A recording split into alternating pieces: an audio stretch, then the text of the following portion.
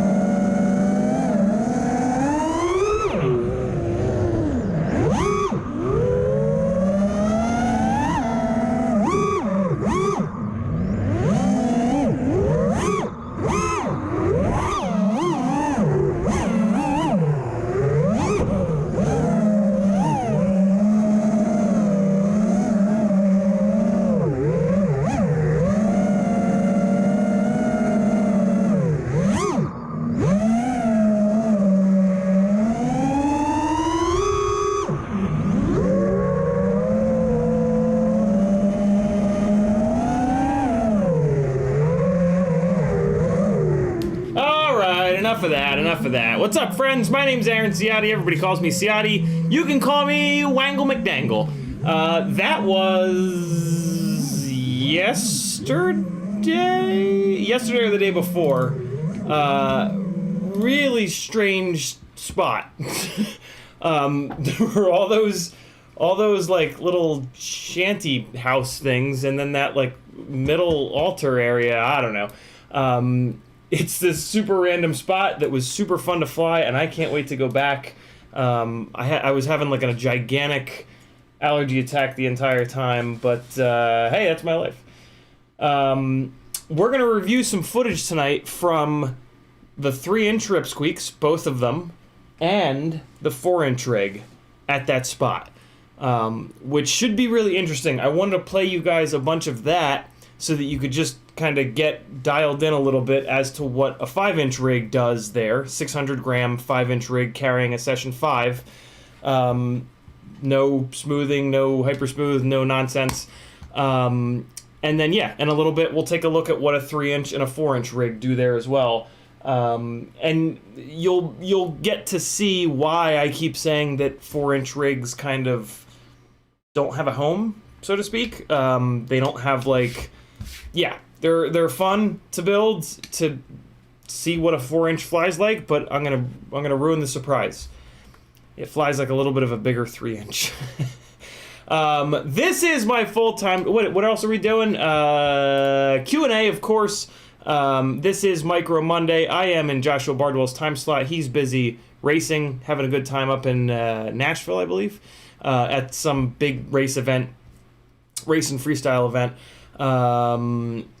So yeah, we're gonna go for 2 hours here publicly, from 8 to 10, and then at some point at like either 10 or 10:30 or 11, I'm going to swap this over to a Patreon stream. If you'd like to join my Patreon page, I stream for those folks every single day for an hour or 2 or 3. You can go to CiottiFPV.com. This is my full-time job now, and I do need a little bit of help from everybody.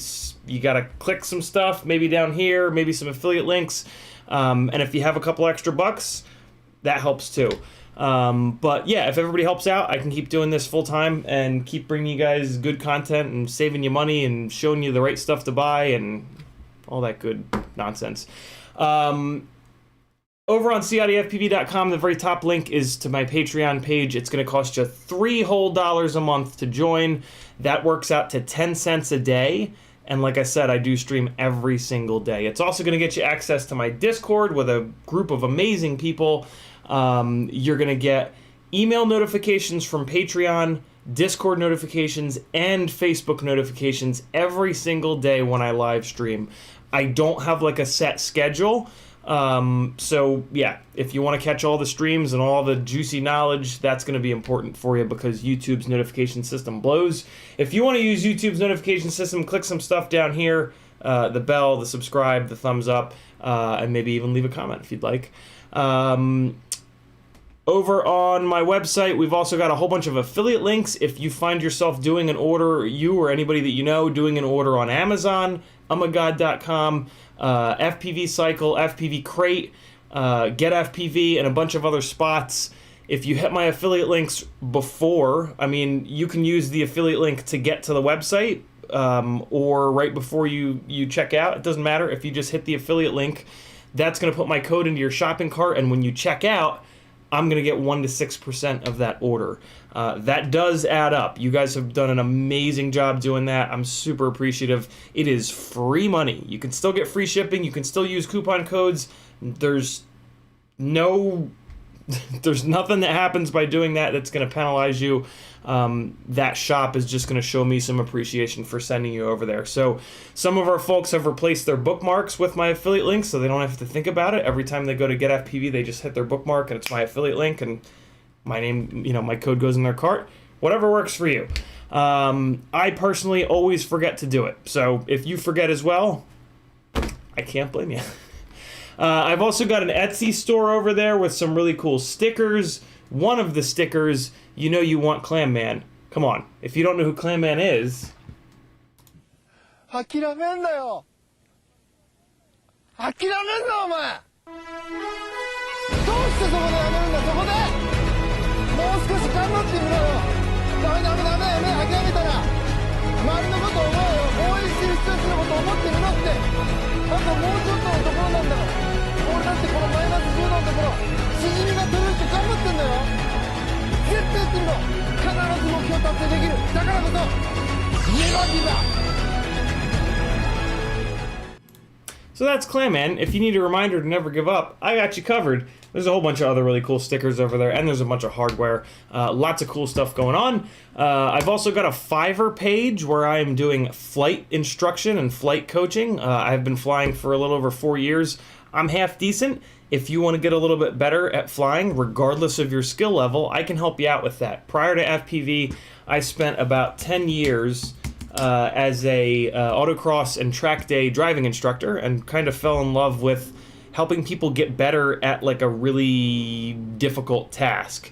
And I'm transferring that over into FPV. I've worked with 20 or 30 folks by now, and they've had an absolute blast. The prices are all half off because I just want to get as many people in there as possible, and show you guys the value of it.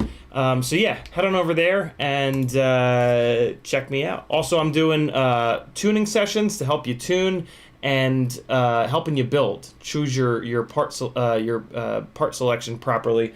With micros, you really got to be careful. There's a lot of garbage out there. Most of the micro components are garbage, and if you pick 1 or 2 garbage components, your micro is not going to fly worth a damn. So if you want to properly fly in micro, like you're going to see in a little bit here, of this 3-inch and 4-inch footage, great. I can help you out with that. OBS, really? This is what CiottiFPV.com looks like that I've been telling you about. I've also got a Teespring store if you want t-shirts, shirts, sweatshirts, mugs. This is a link over to FPV Exchange. If you're not on FPV Exchange yet, you have lost your mind. Get on over there, get an account set up. You can import every purchase you've ever made from all the big shops into one spot. That makes it easy for you to find things that you've bought before, and then it also makes it really easy to sell that stuff. If you decide that there's something on your desk that you're never going to use again, you flip a switch and it's for sale. This is all the stuff that I have for sale.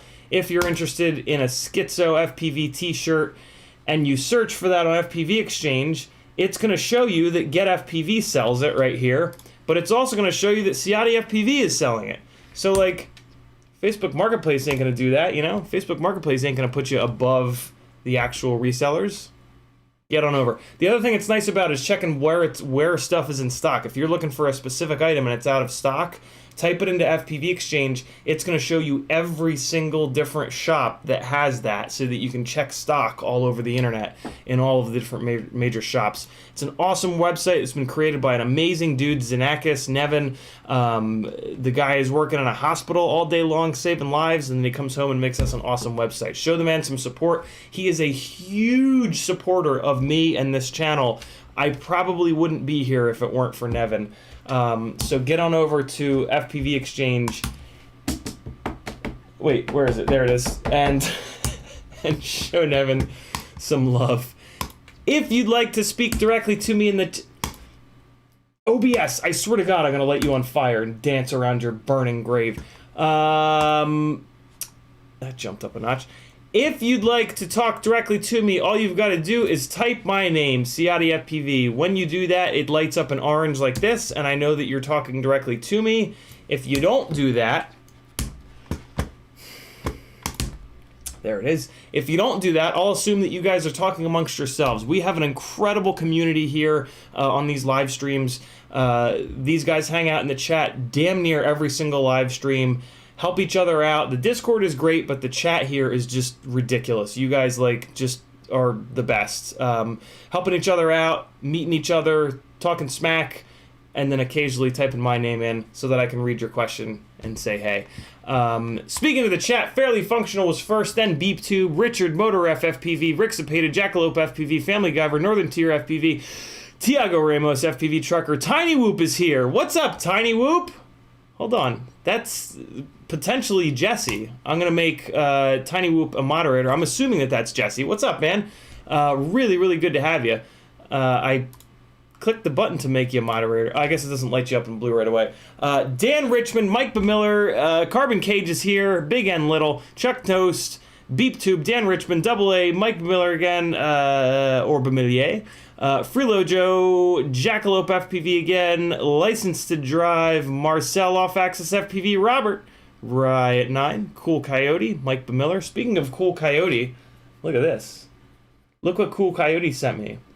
Is that not the most adorable thing you've ever seen? It's a little mini glide. Cool Coyote and I were talking about how like a 3-inch glide would be a super interesting thing, and that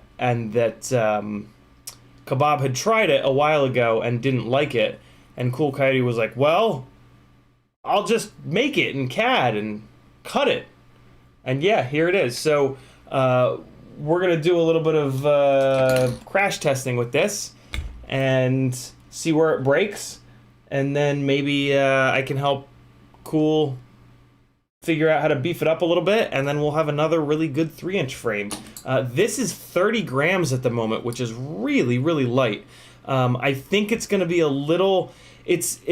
It's an interesting. I like that it's a little bit too light because we're gonna get to see exactly where it breaks. Because I think this is gonna break, and then we can add a little bit of carbon where it broke and step it up and just make it a little bit heavier. 35 grams like this, right? Standoffs, hardware, all the carbon. 35 grams, in my opinion, is kind of the sweet spot. And this is at 30, so we've got a good amount of extra weight that we can add to this. I'm really excited to get this thing built and start smashing it into stuff to see where it breaks, because I have a funny feeling that once this thing gets to 35 grams, it's going to be pretty damn strong. And yeah, man, I just want, like, the BQE Ripsqueak is an amazing 3-inch frame, but the more amazing 3-inch frames that we've got, the better, right? So it would be really cool to get this thing beefed up a little bit to the point where it crashes really well for you guys. And then I've actually got a frame coming that Ryan Harrell has been helping out with, as well as ASR. So a lot of cool 3-inch frames coming, which is pretty awesome, because I think you guys are going to be pretty shocked by the footage from those two Ripsqueaks. A 3-inch rig at like 200 grams all up with a Runcam hybrid on board and the Brother Hobby 1504.5s or the RCX or Emax 1306s is a hell of a thing. And not enough people... Everybody that I've let fly that rig has been absolutely shocked, and not enough people have checked that combination out because, yeah, it's real good. You'll see. You'll see in a bit. Family Guyver asking me how it's hanging. FPV Trucker saying what's cracking. Free Lojo saying evening FPV Collective. I'm reading out all the comments that people tagged me in. Carbon Cage says, oh my god, have you seen iFlight McCann FPV car frame yet? Looks killer cool. Check it out, guys. What do you think? FPV car frame. I will check that out for sure. Just typing it into a tab here. Alright, got that going. And Cool Coyote says, sorry I'm late, no worries, brother. YouTube just did the thing, scrolling back up. Tiago Ramos says, please give a shout out to everyone passing a bad time. They are not alone in honor of a dear childhood friend. Speaking of, I haven't been mentioning it much, but over on CiottiFPV.com, there is a link to OBS. Down at the bottom here, there is a link to FPV Therapy. FPV Therapy should be titled Therapy for FPV Pilots, because that's really kind of what it is. This is a Facebook group that I set up a little over a year ago here. Please join it if you or anybody that you know has mental health issues, or you just have shit going on in your head that you can't figure out. We're in here getting through it day by day by day by day. Tiago is a member that contributes all kinds of amazing stuff. There's a whole bunch of super brave people in here that are willing to share their stories and how they're getting through it. And yeah, it's a really cool place. Come on over, say hello. 1 in 10 people struggle with mental illness. So if you know more than 10 people, you know somebody that's going through it. And I bet you they've never talked to you about it, because we typically don't talk to normies. There's a lot of misconceptions about mental health, and typically we just don't bring it up because there's a lot of stigma around it, and people that don't understand it, that haven't taken 5 minutes to kind of learn about it a little bit, tend to say things that kind of make it worse for us. So come on over, learn something, read a story or two, and you'll be a better human being here on Earth for it, because it's kicking the shit out of a lot of us. I almost didn't make it out of my 30s from it. I am now 40 years old as of Saturday, so all is well and right with the world. Come on over, FPV Therapy on Facebook. I also have on Discord a text channel for it as well, for those of you that aren't on Facebook. It is a judgment-free zone. There is like a one strike and you're out policy, so don't be a dick before you post something. Read it, because yeah, it's just, you got to be careful with mental health stuff. Things can be, yeah, you guys know what I'm saying. I hope you're doing all right, Tiago. Message me if you need me. I'm here for you. You know that. Riot9 says, hello, Wangle McDangle. Free Lojo dropping the Linktree link. Thanks, brother. Chuck Toast likes turtles. Frank Nicholas dropping the link to CiottiFPV. Thank you, Frank. Richard says, do you have a PyroDrone affiliate link? I didn't see one, just asking. I do not, Richard. Serge over at PyroDrone set up an affiliate program in like December, and he said I could be on it. And he said we just had to have a quick phone call so that he could explain how the system works. I said, great. And I haven't heard from him since. I've messaged him 11 or 12 times since then. I know that he's super, super, super busy, and I still haven't heard back. So what you guys can do, I mean, I think at this point, I don't know if there's any value to me sending a 13th or a 14th or a 15th message to him.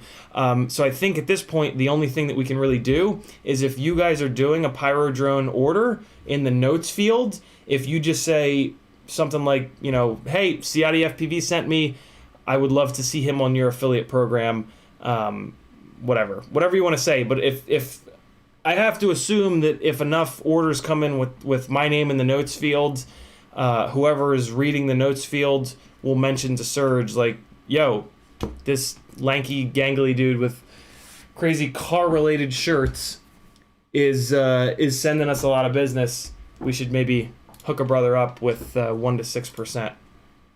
Or they'll say, ha! That guy's sending us a bunch of orders. We should not put him on the affiliate program because we don't want to have to pay him. I'm sure they won't say that. PyroDrone is an amazing company. I've ordered more from PyroDrone over the years than I have from pretty much everybody else. Although maybe GetFPV I really love as well. GetFPV is on the East Coast, which is where I'm at here in Atlanta. So I try to order from GetFPV just to save on, you know, diesel fuel basically during the shipping process. But sometimes GetFPV doesn't have stuff in stock. PyroDrone's selection is unbelievable. So I've ordered from PyroDrone quite a bit. Ricardo says, GyroFlow, free video stabilization software. Your thoughts about this combined with a run cam / Orca, like $100 action cam? Thanks. I've seen GyroFlow, Ricardo. The thing that turns me off to it is it looks like it's about an hour's worth of work to pull the black box off of the flight controller, get it into the program. There's all kinds of hoops you got to jump through. The workflow behind GyroFlow just kind of seems like a little bit of a nightmare at the moment. So it's not really for me, but it's a really cool piece of software, and it's a really cool idea, and I really hope that they figure out a way to streamline it, because being able to have stabilized video through like a session 5 or a session 4 or a Caddx Tarsier or a RunCam hybrid, that's super cool. And we've got black box built in where we can log the gyro, right? So like we have the ability to do it by clicking a couple of buttons. Just for me, I can't dedicate the time involved to jumping through all the hoops that you currently have to. I mean, it's to be expected, right? It's an absolutely brand new kind of thing. So I hope that project keeps going and they streamline that so that it's a little bit easier to use. Personally, I have spent years, like literally years, learning how to tune and changing my flying style to sort of self-stabilize. So I don't really mess with stabilization much because I just kind of don't need to, and I also kind of don't like the look of it, if I'm completely honest. But it's great to have. It would be really nice to have. I have a couple of edits on the channel here from a tuning shop, a car tuning shop, where I was ripping the little 65mm Tiny Whoop around with the Insta360 Go on top. And for that kind of stuff, I turned on Insta360 Go's Horizon Lock stabilization, and that looks really cool. But for like outside freestyle stuff, it's I just don't like the look of stabilization. But again, it would be I hope to hell that they get it figured out, because man, would that be an excellent tool for us to have in our back pocket. We would just need to, log. We would just need to remember to turn black box on the flights that we wanted to do that. Which I mean, that's no big deal, right? It should be pretty obvious. Like, oh, I'm about to shoot something cinematic, or I'm about to fly something cinematic. Let me flip this switch and kick black box on for this flight. So yeah, really, really exciting software. I'm not going to be using it anytime soon, but I hope that they keep moving forward with it. Gyro Flow, it's called. Check it out, guys. If you haven't, just search YouTube for Gyro Flow. There's a couple of videos here talking about it. It's pretty slick.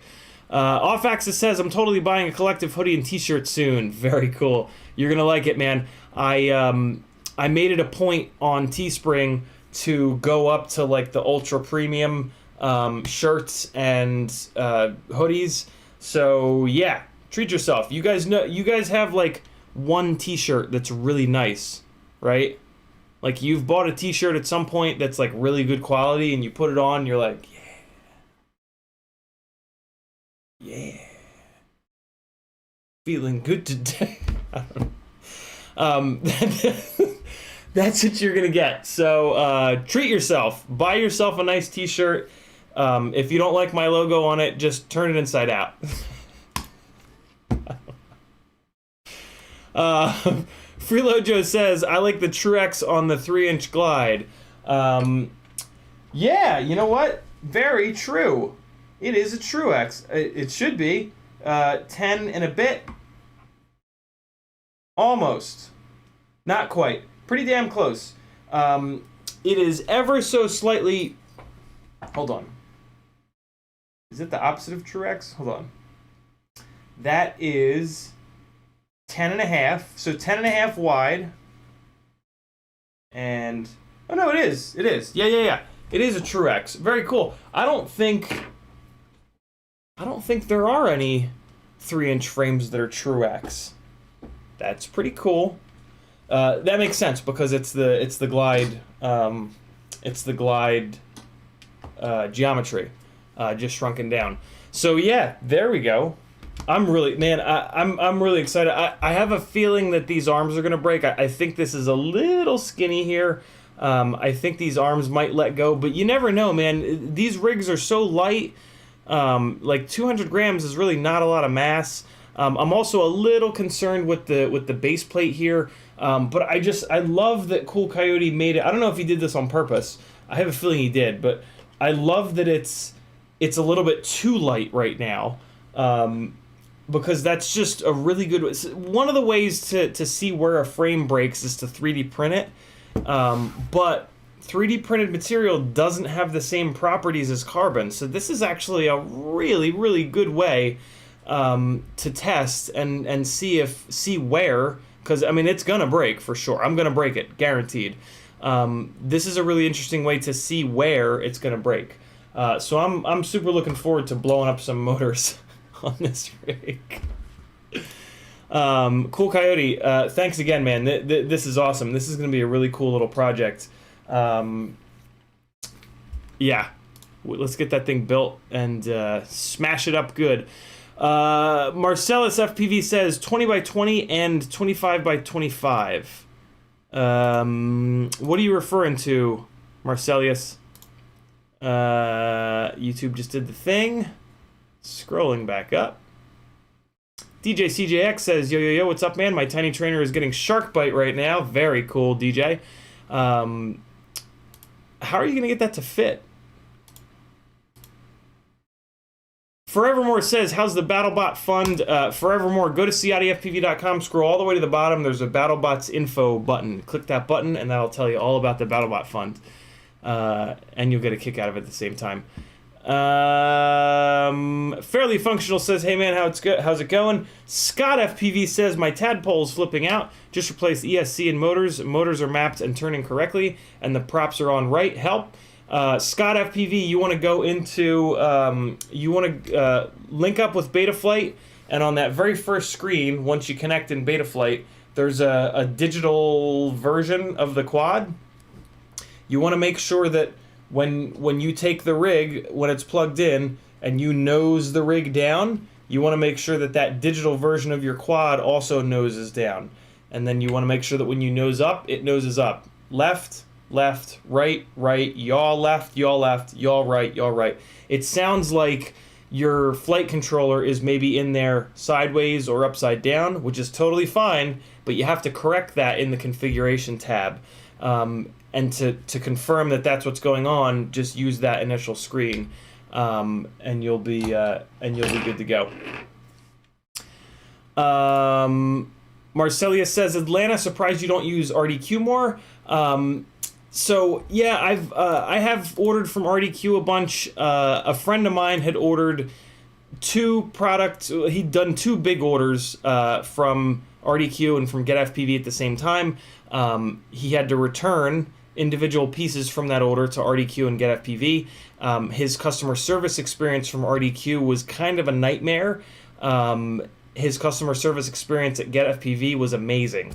That coupled with the fact that RDQ kind of told me to F off when I asked them about their affiliate program, and I just kind of thought, well, you know, GetFPV was happy to have me on their affiliate program. Pyrodrone is amazing. That's kind of enough. So yeah, I typically don't order from RDQ anymore. Not saying that you shouldn't, just my experience and people that I trust's experience.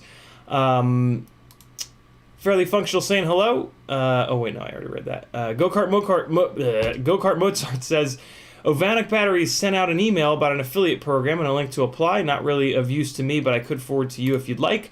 I got that email as well, Go-Kart. I've not had the best experience with their batteries, so I haven't signed up for it.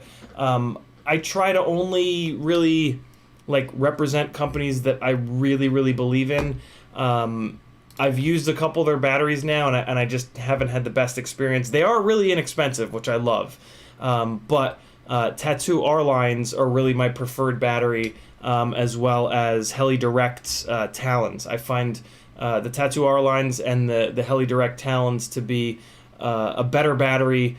Yes, they cost a little bit more money, but batteries are kind of like the engine of a car. Like, they have a lot to do with it, and it's worth spending a couple extra bucks, in my opinion, to have something that'll deliver more power. It'll deliver it without any battery sag, and it'll last a long time. That's one of the things that I'm struggling with these 4 Ovonic batteries, is that they are falling off a cliff. I only have 6 or 7 cycles on them, and they do not deliver power like they did on the first couple cycles.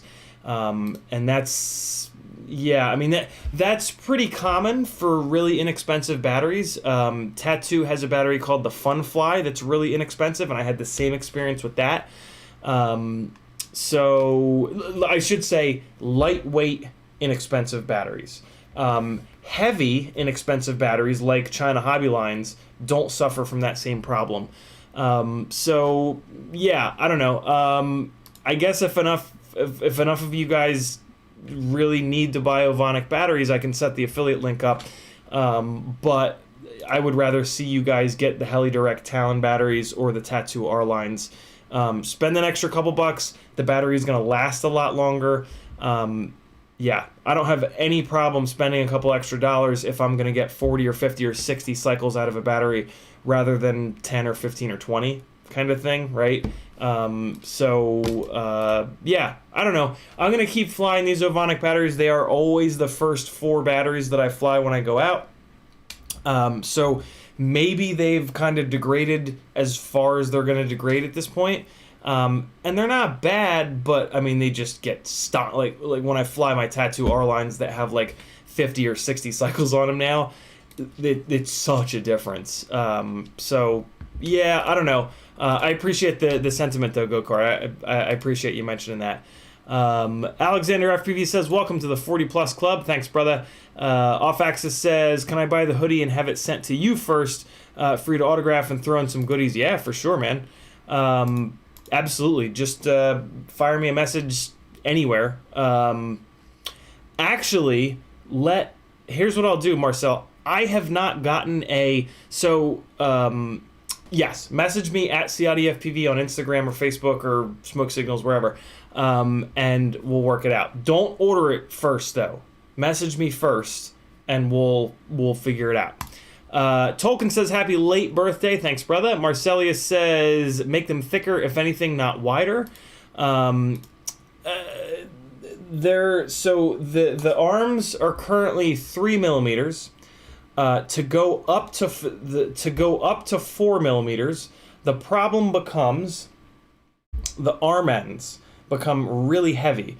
So one of the only problems about doing the devil horn design here is that it's heavy, and the thicker you go, the heavier it gets.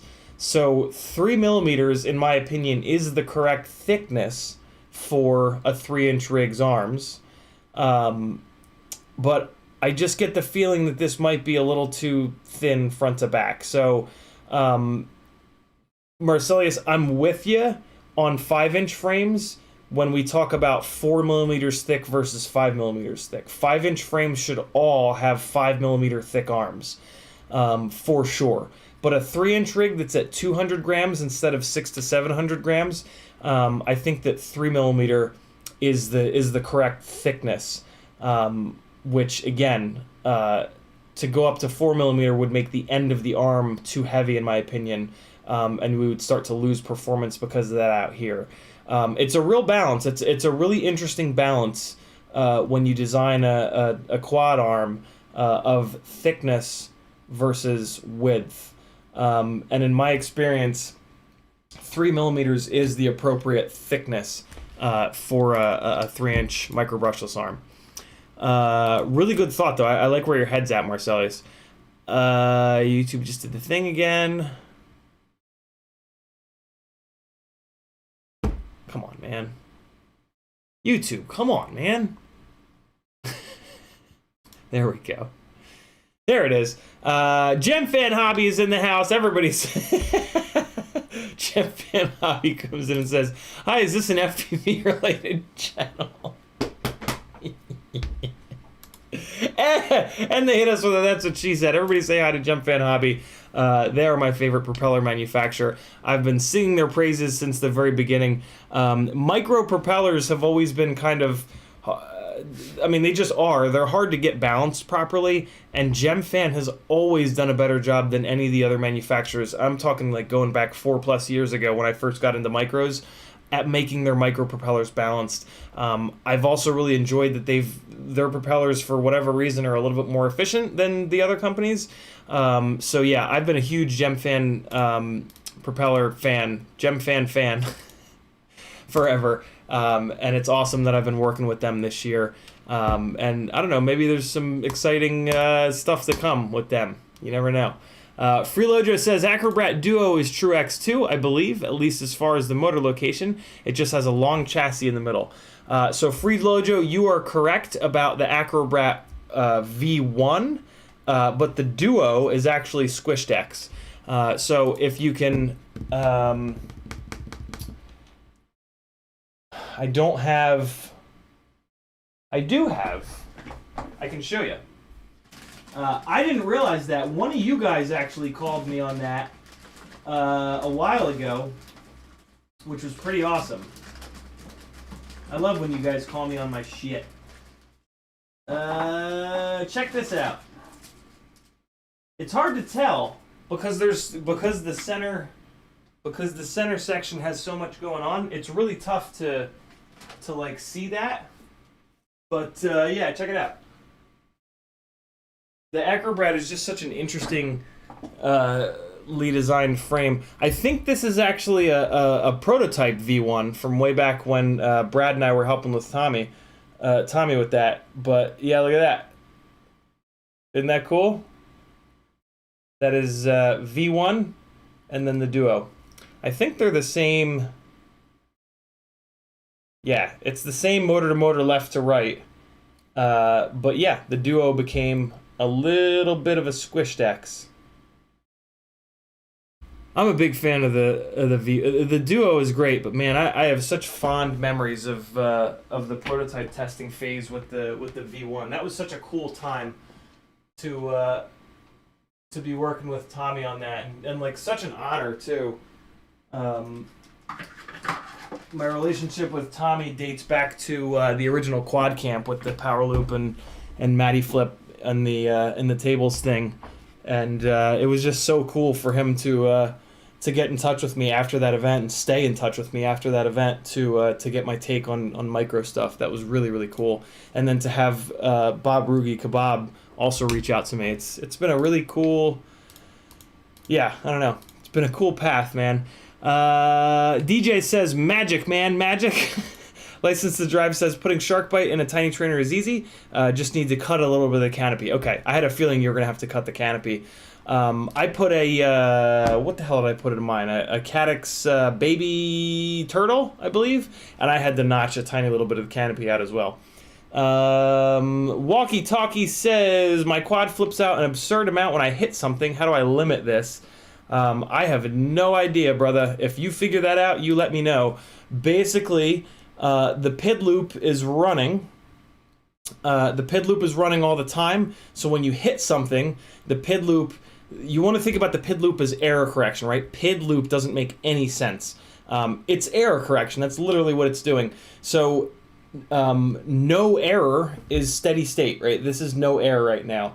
As soon as you hit anything, and the harder you hit something, the more error that introduces, and the more it's going to try to fight against that error. And it fights against the error with thrust, a big burst of thrust.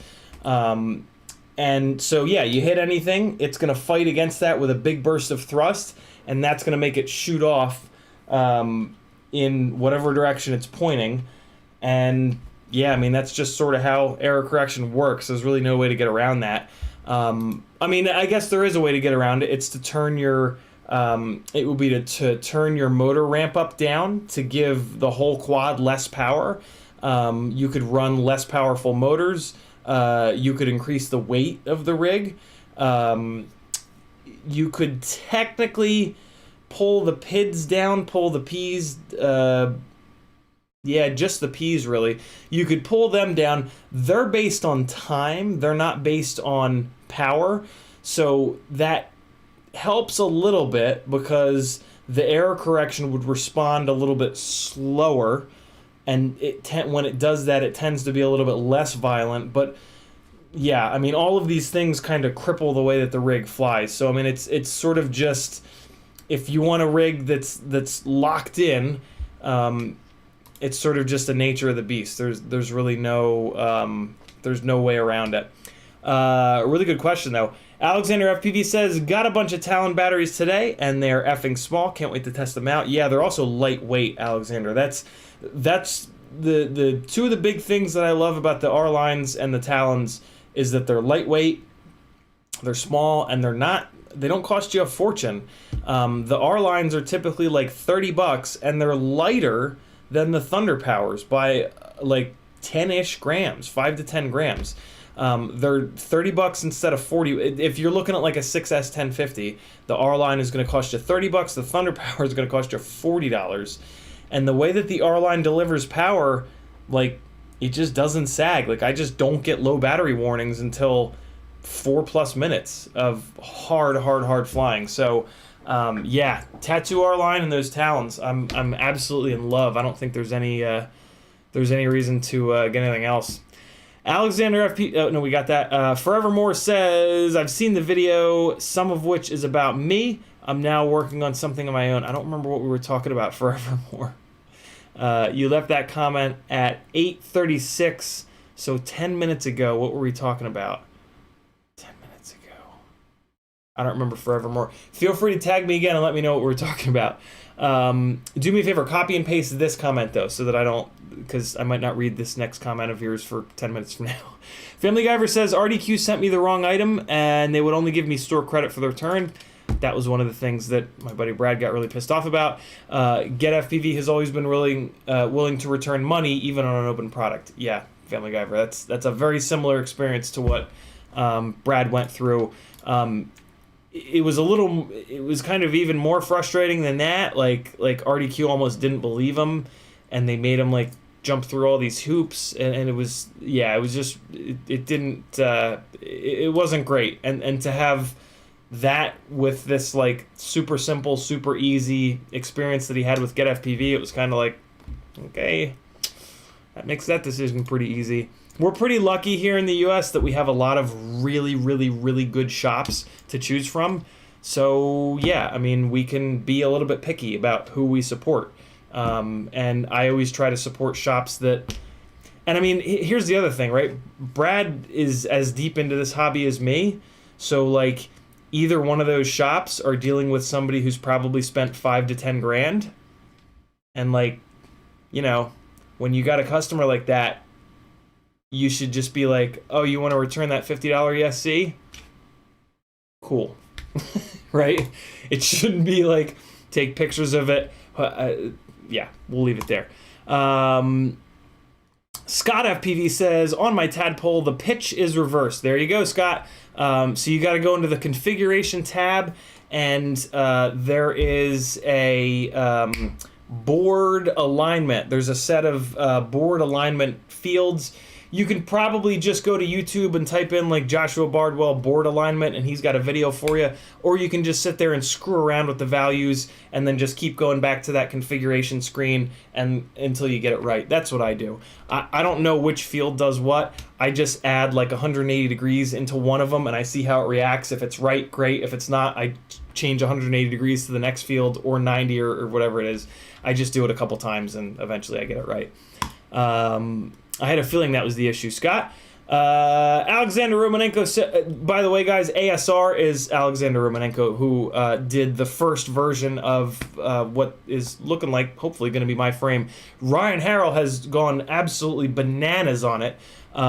So it's more of like a three-way collaboration now than anything else, with a lot of the work done by Ryan. Alexander, I'm almost kind of thinking that the original design that you did, that you and I did, you mainly did, I would kind of like to get that cut because that's got a lot of similarities to the CB3, which could just be cool to have like from a nostalgic sort of standpoint. So I think I might actually get that thing cut from CNC Madness, just like a couple of them. Because this, the thing that it has turned into with Ryan Harrell is nuts, man. And he's talking about like wanting maybe to put it in with FPV crates and stuff like that. So, yeah, we'll see. I'm just excited that we're gonna have a bunch more 3-inch frame designs because it's just really cool to get to kind of choose like, hey, this specific design works really, really good for me.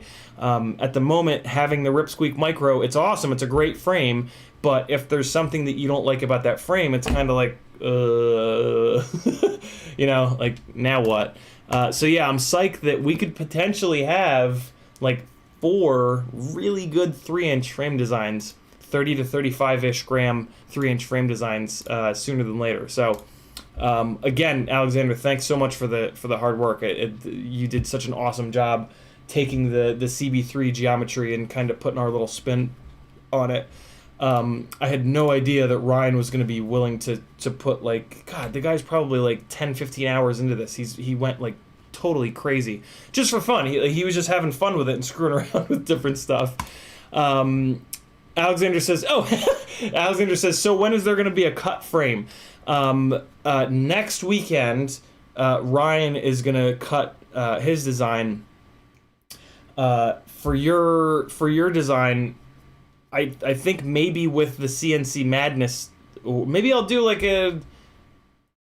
Do me a favor, Alexander. Can you shoot me a message on Discord and just remind me? I'll do a CNC Madness order this week.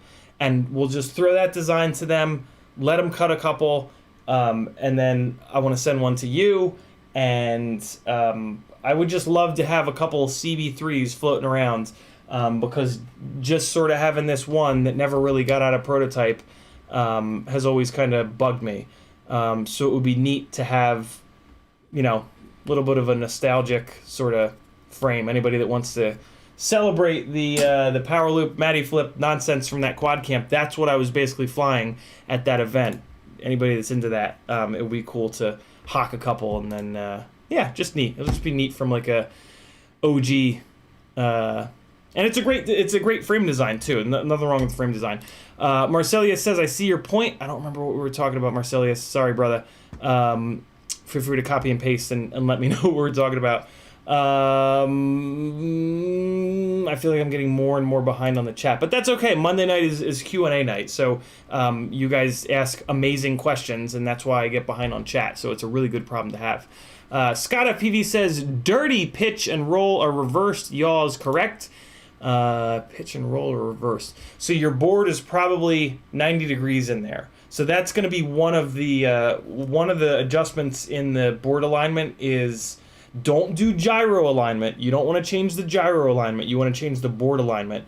One of the board alignments is yaw. So I think you want to add 90 degrees or negative 90 degrees of yaw. Actually, no, you're going to need to add 90 degrees or 270 degrees of yaw. I don't think they let you do negatives. Tolkien FPV says, can I send you a drone to test and review? You can, Tolkien. What I want you to understand, though, is that I'm about 6 months behind on anything. So it's going to have to wait quite a while. And if I'm totally honest, the way things are picking up and the fact that I'm kind of doing this full time, I have to prioritize the stuff that I make money on. So with this whole thing kind of picking up, I can't even give you a guarantee that 6 months from now that I'll be able to do it, because if it explodes, it just might not happen. You absolutely can, and I will put it in line. I just have a little organizational system here. It'll have to go to the back of the line, and if I can get to it, awesome. But again, I would not. I can't imagine that I'd be able to get to it within 6 months. So I'm just being honest with you. I super, super, super appreciate you wanting to do that. But I got to keep the lights on in here. So I got to really prioritize the stuff that is going to make me money, or has been specifically, sent along with money for giveaways or stuff like that. So if you want to do that, hit me up, CiottiFPV all over the place. If you go to my website, there's links to all my different socials. Shoot me a message, let me know what it is, and I'll put it in line for sure. Drone Goat says, Gem Fan Hobby pro model props for CiottiFPV. Come on, you never know, Drone Goats. I might have just sent them an Instagram message last night talking about the biggest hole in the micro prop universe right now being 3-inch 40 pitch T-mount. Maybe they do have purple plastic. June Loco says, what's up? Freelojo says, I've bounced my glide hammer off the ground so much and it only has a few chips in the arm tips. I've already broken a gyro and got to be careful to not do it again. Flight controllers are cheap, Freelojo. Smash it. It's one of the beautiful things about this hobby is that we can fix them inside, not in a garage. When we fix them, we don't punch pieces of metal and bash our hands all up. They're cheap to fix. So yeah, take advantage of that. I come from motorsport where fixing shit is just a nightmare. So I try to be appreciative of how easy and cheap it is to fix our rigs. So yeah, man, take advantage of that. this hobby is very unique in that you can bash your gear all up and then pretty easily and cheaply fix it. Hey, that's just my opinion. Freelojo says, didn't realize about the Duo. Thanks for pointing that out. I didn't either, Freelojo. I loved when somebody in the chat called me on it because I was like, no, you're full of shit. It's definitely True X. And I compared them. I was like, oh, okay. My foot tastes horrible because it's now in my mouth. Quadmods FPV says, I enjoy your streams. Do you find any performance differences depending on the weight of the arms for the same size quad? Very much so, Quadmods. Here's a test. If you fly 5-inch rigs, Quadmod, here's the thing that like really drilled into my head how important weight on the arms is. If you've got TPU arm guards, if you've got like TPU arm guards here, or come on, OBS, really? Why you gotta be like this? There we go. If you've got these TPU arm guards, right? Or if you've got those Rotor Riot skids on your arms, on the ends of your arms, go out and fly a couple batteries and then take them off in the field. And then take them off as quick as you can and then get back up in the air. You will not believe... So the Rotor Riot skids are 2.5 grams each. Usually the TPU arm guards are right around that same 2 to 3 grams each. You will not believe the difference in flight characteristics. What you want to... And what it'll drill into your head is that when you yaw, look what moves. Look what moves the most, I should say, when you yaw, right? When you pitch, look what moves the most. When you roll, look what moves the most.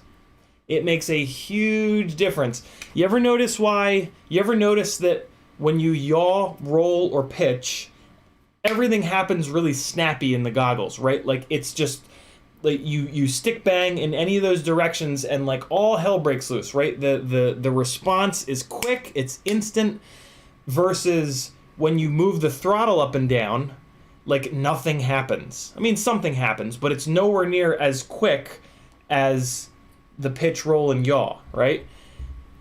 That is because when you change your throttle position, when you go from no throttle to full throttle, it has to move 600 plus grams.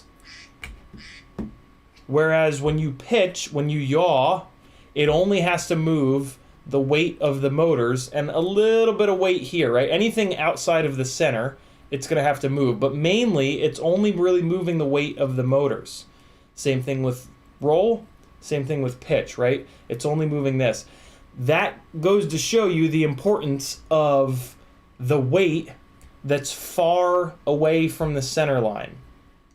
So the weight of the arms themselves, the weight of the motors, and the weight of anything that you put out on the ends of the arms is incredibly important. And it has a lot to do with like the crispness that you'll get with the rig. The total weight of the rig, believe it or not, has a lot less to do with the PID performance and the crispness of the rig when you do roll, pitch, yaw, as the weight of the motors and anything else that you have out on the ends of the arms. The total all-up weight of the rig has a lot to do with what happens on the throttle, right? Because the throttle has to move the entire weight of the rig. Really good question, Quad Mods. It is very, very important. And if you do that test, you will see firsthand how important that really is, and it's pretty eye-opening. You guys should all do that test. It's an easy test to do. You just sit there between batteries and just zip, zip, zip, zip, zip, take a bunch of nuts off, take the skids or the TPU off, and go fly. And I'll bet you, even if you're like only a couple months in as a pilot, I bet you you'll be able to tell the difference without being like, ooh, is this placebo? Could be a difference. Like, I think you'll definitely be able to tell.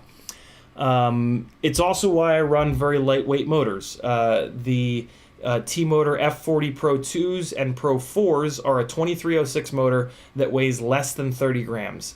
And I am hell-bent on running those motors because it's such a difference in flight characteristics and PID loop error correction performance.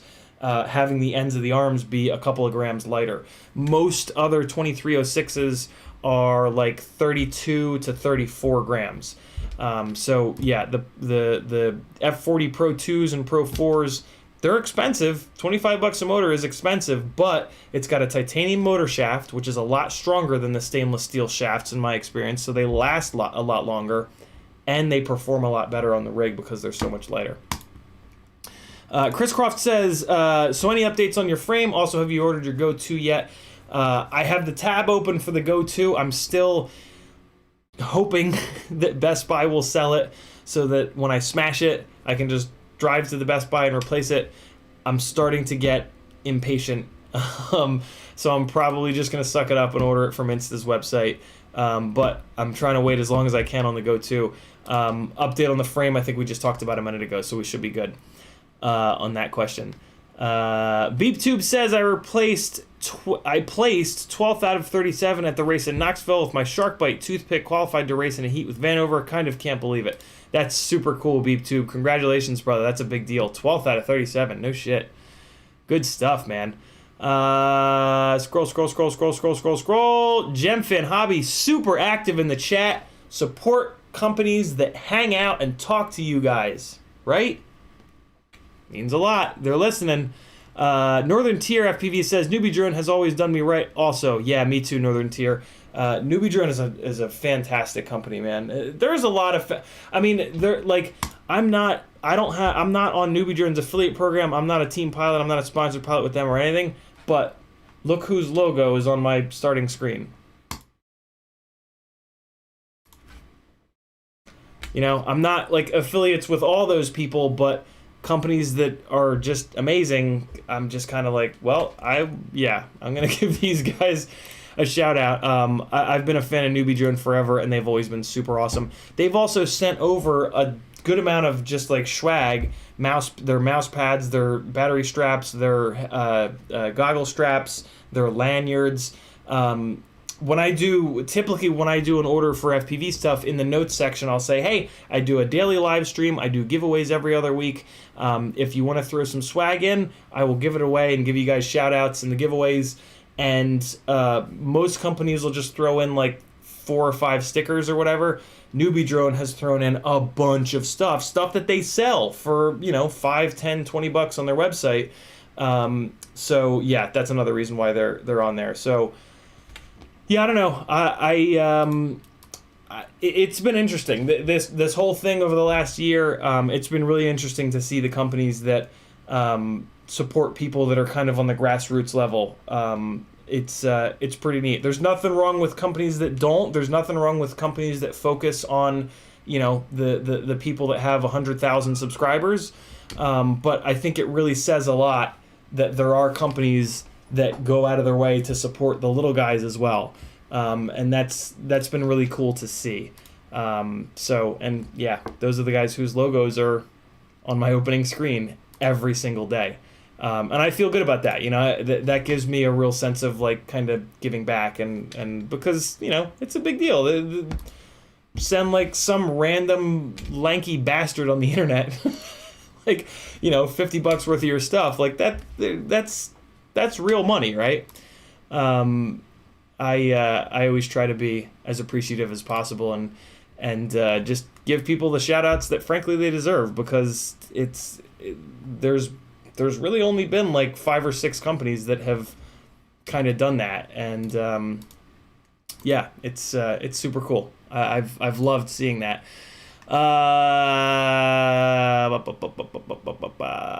Cool Coyote says, can you show us any of the other frame designs? I can. Alexander's is basically this. It's basically this CB3 with different arm ends. So this is very, very similar. I sent that design over to Ryan Harrell about a month ago to get his take on it, and because Ryan has done a whole bunch of frame designs now for himself. Ryan Harrell is the mastermind behind Mini Quad Test Bench. He is like the guy when it comes to motor tech and ESC tech.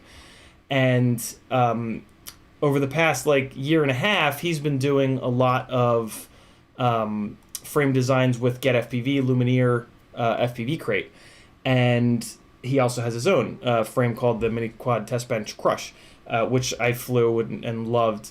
I met Ryan at the quad camp at Joshua Bardwell's when Joshua had me come out to help with the building section and the people that were coming to build.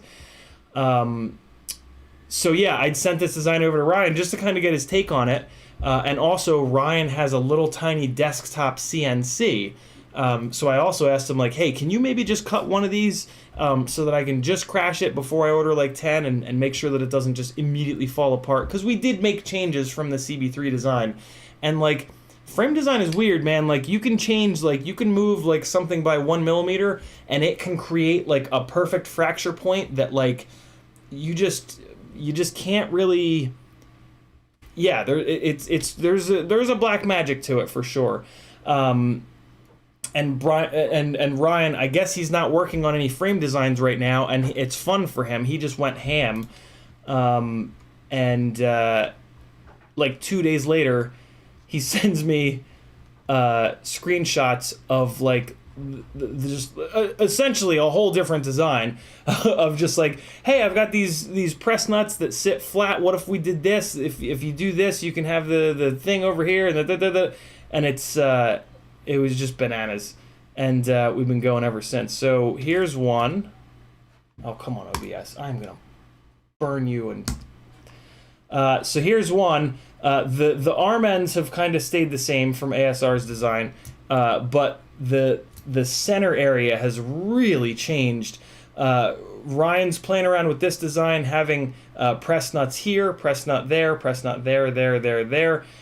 This is a really, and then the arms kind of meeting like this is just a total departure. I basically initially asked him, like, what do you think about a way to decouple the 20 by 20 stack mount bolts here from the arms themselves? And that's where this design kind of came from. And Ryan spends a good amount of time playing around with that. His frames always have really interesting ways of decoupling the stack mount bolts and holes from the arms, as well as he does a lot of work. So this is actually one of his frame designs, the QAVS and the QAVS Mini, also the new Johnny frame. That's one of his designs. So yeah, he's always got these really interesting ways of also having the arms be removable with only 2 bolts. That's something that like he just loves doing. And that's another thing that kind of spawned that design. I'm scrolling up more and more and more on the chat here. We've been talking a lot. I can't believe we've been talking this much. He is very, very, very generous with his time to me. I mean, we've been very friendly for a while. Here's another one of it kind of in 3D, spinning around there. The arm ends, he's who kind of taught me about the arm end. You got to be careful with the arm ends and how thick the carbon is, because they can get really heavy when you put the devil horns on them. And then I think I got one more. Facebook chat is just not cooperating, and it's loading very slowly. But he got a couple of them cut here. So now we're in this phase where we're trying to figure out the weight.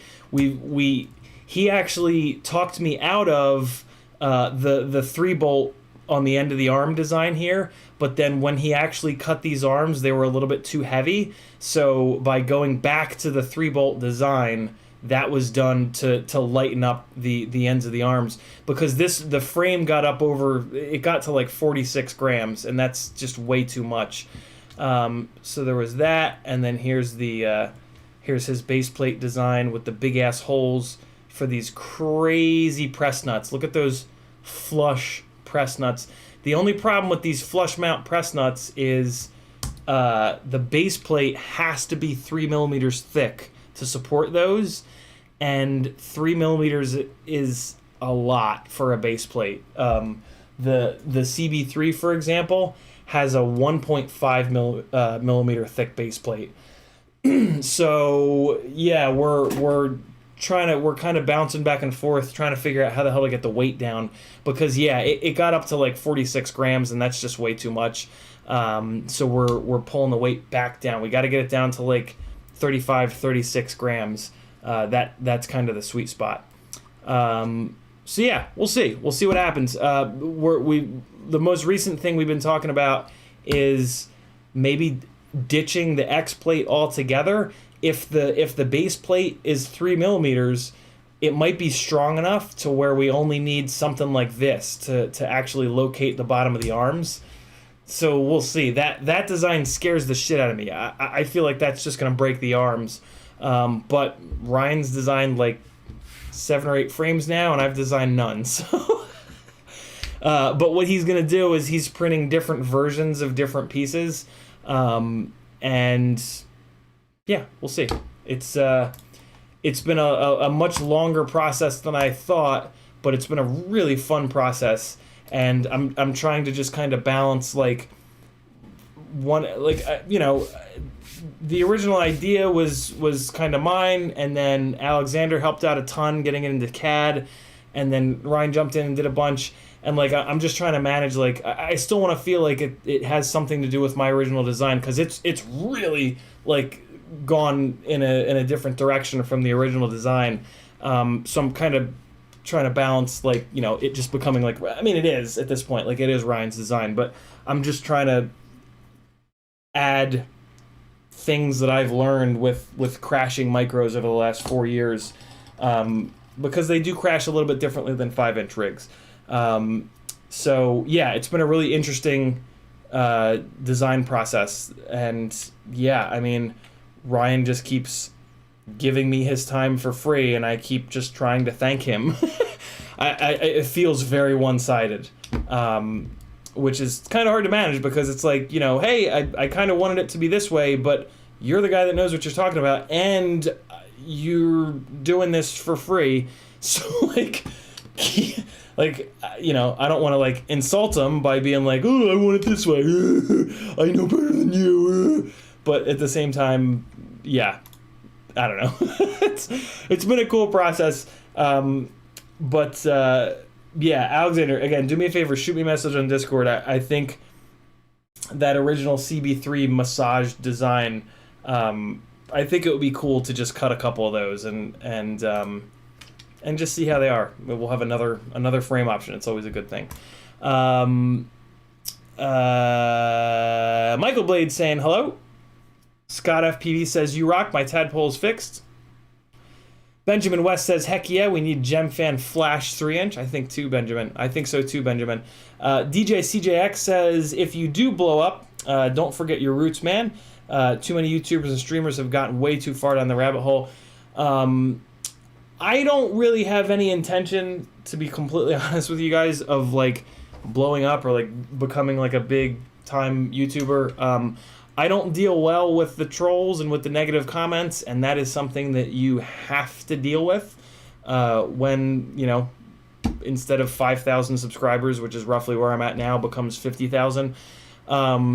So yeah, sometimes I almost feel like I do things to actively avoid that from happening, but yeah, no real plans of that happening. If it does happen, I don't know, I guess I'll deal with it, but I would much rather this be a tight-knit community.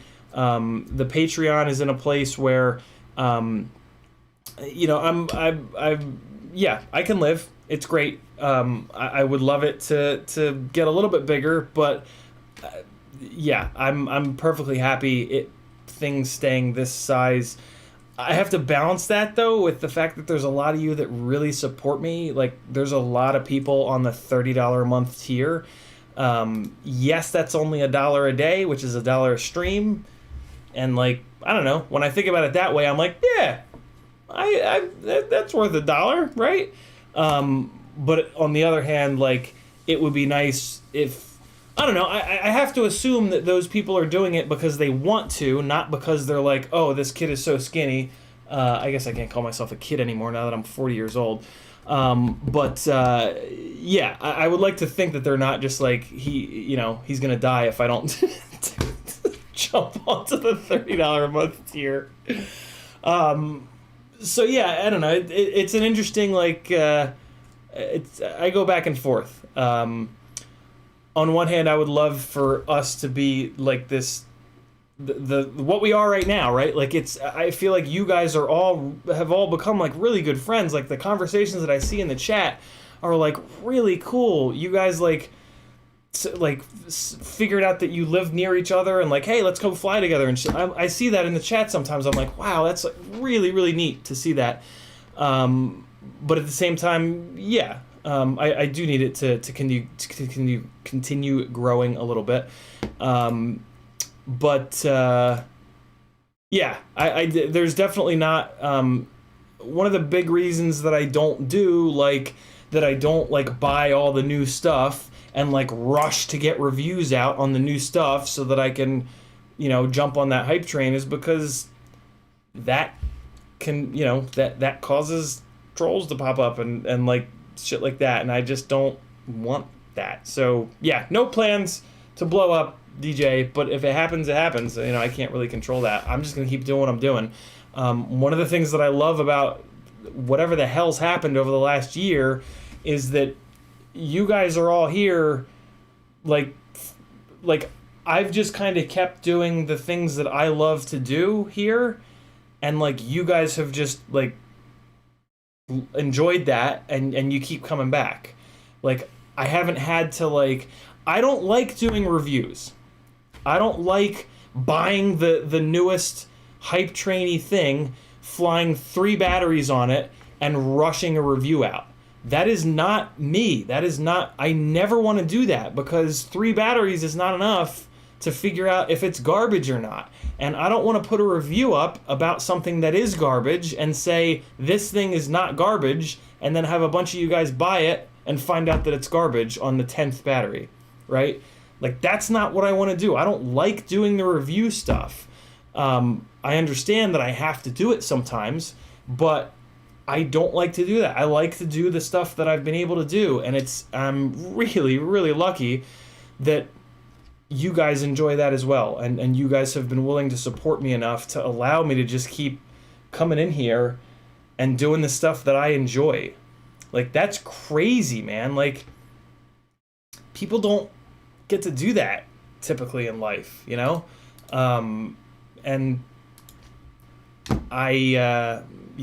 I'm so grateful to you guys for that.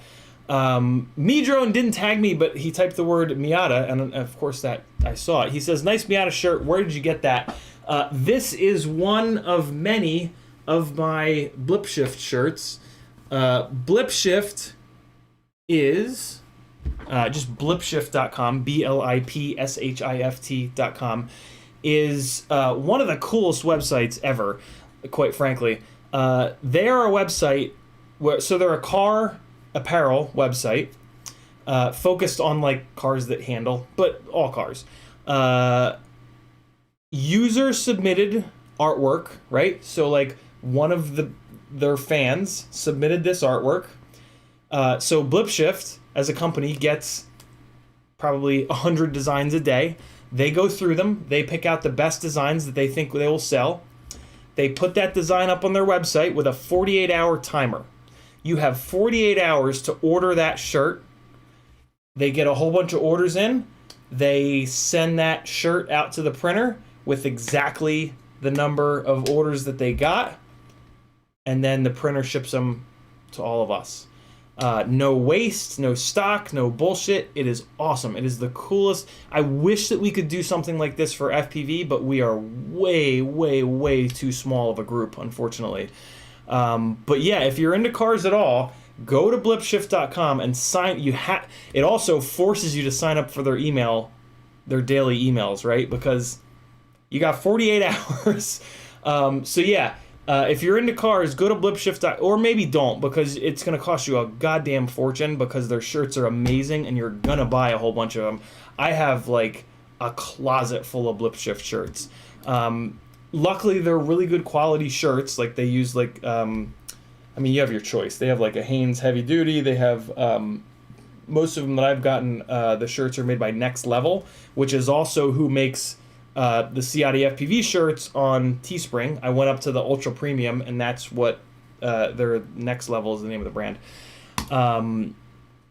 So yeah, there's my story about BlipShift. Really cool company, man. They make really cool stuff. They're focused on quality over quantity. I love that they're like it's also a very eco way to do this, right? Like the fact that they just take these orders and they just get that number of shirts made.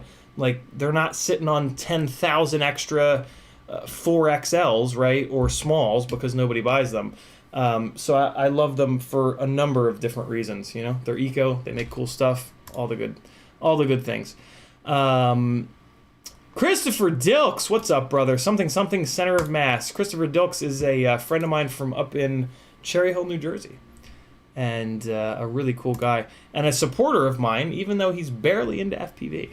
That's how you know you're a good friend, man. If you support your buddies, even if you have no interest or very little interest in what they're doing. Very, very cool of the man. He won a giveaway not too long ago, and he told me, just re-roll it. And I was like, damn, dude, you're the man. Forevermore says, are you gonna customize it?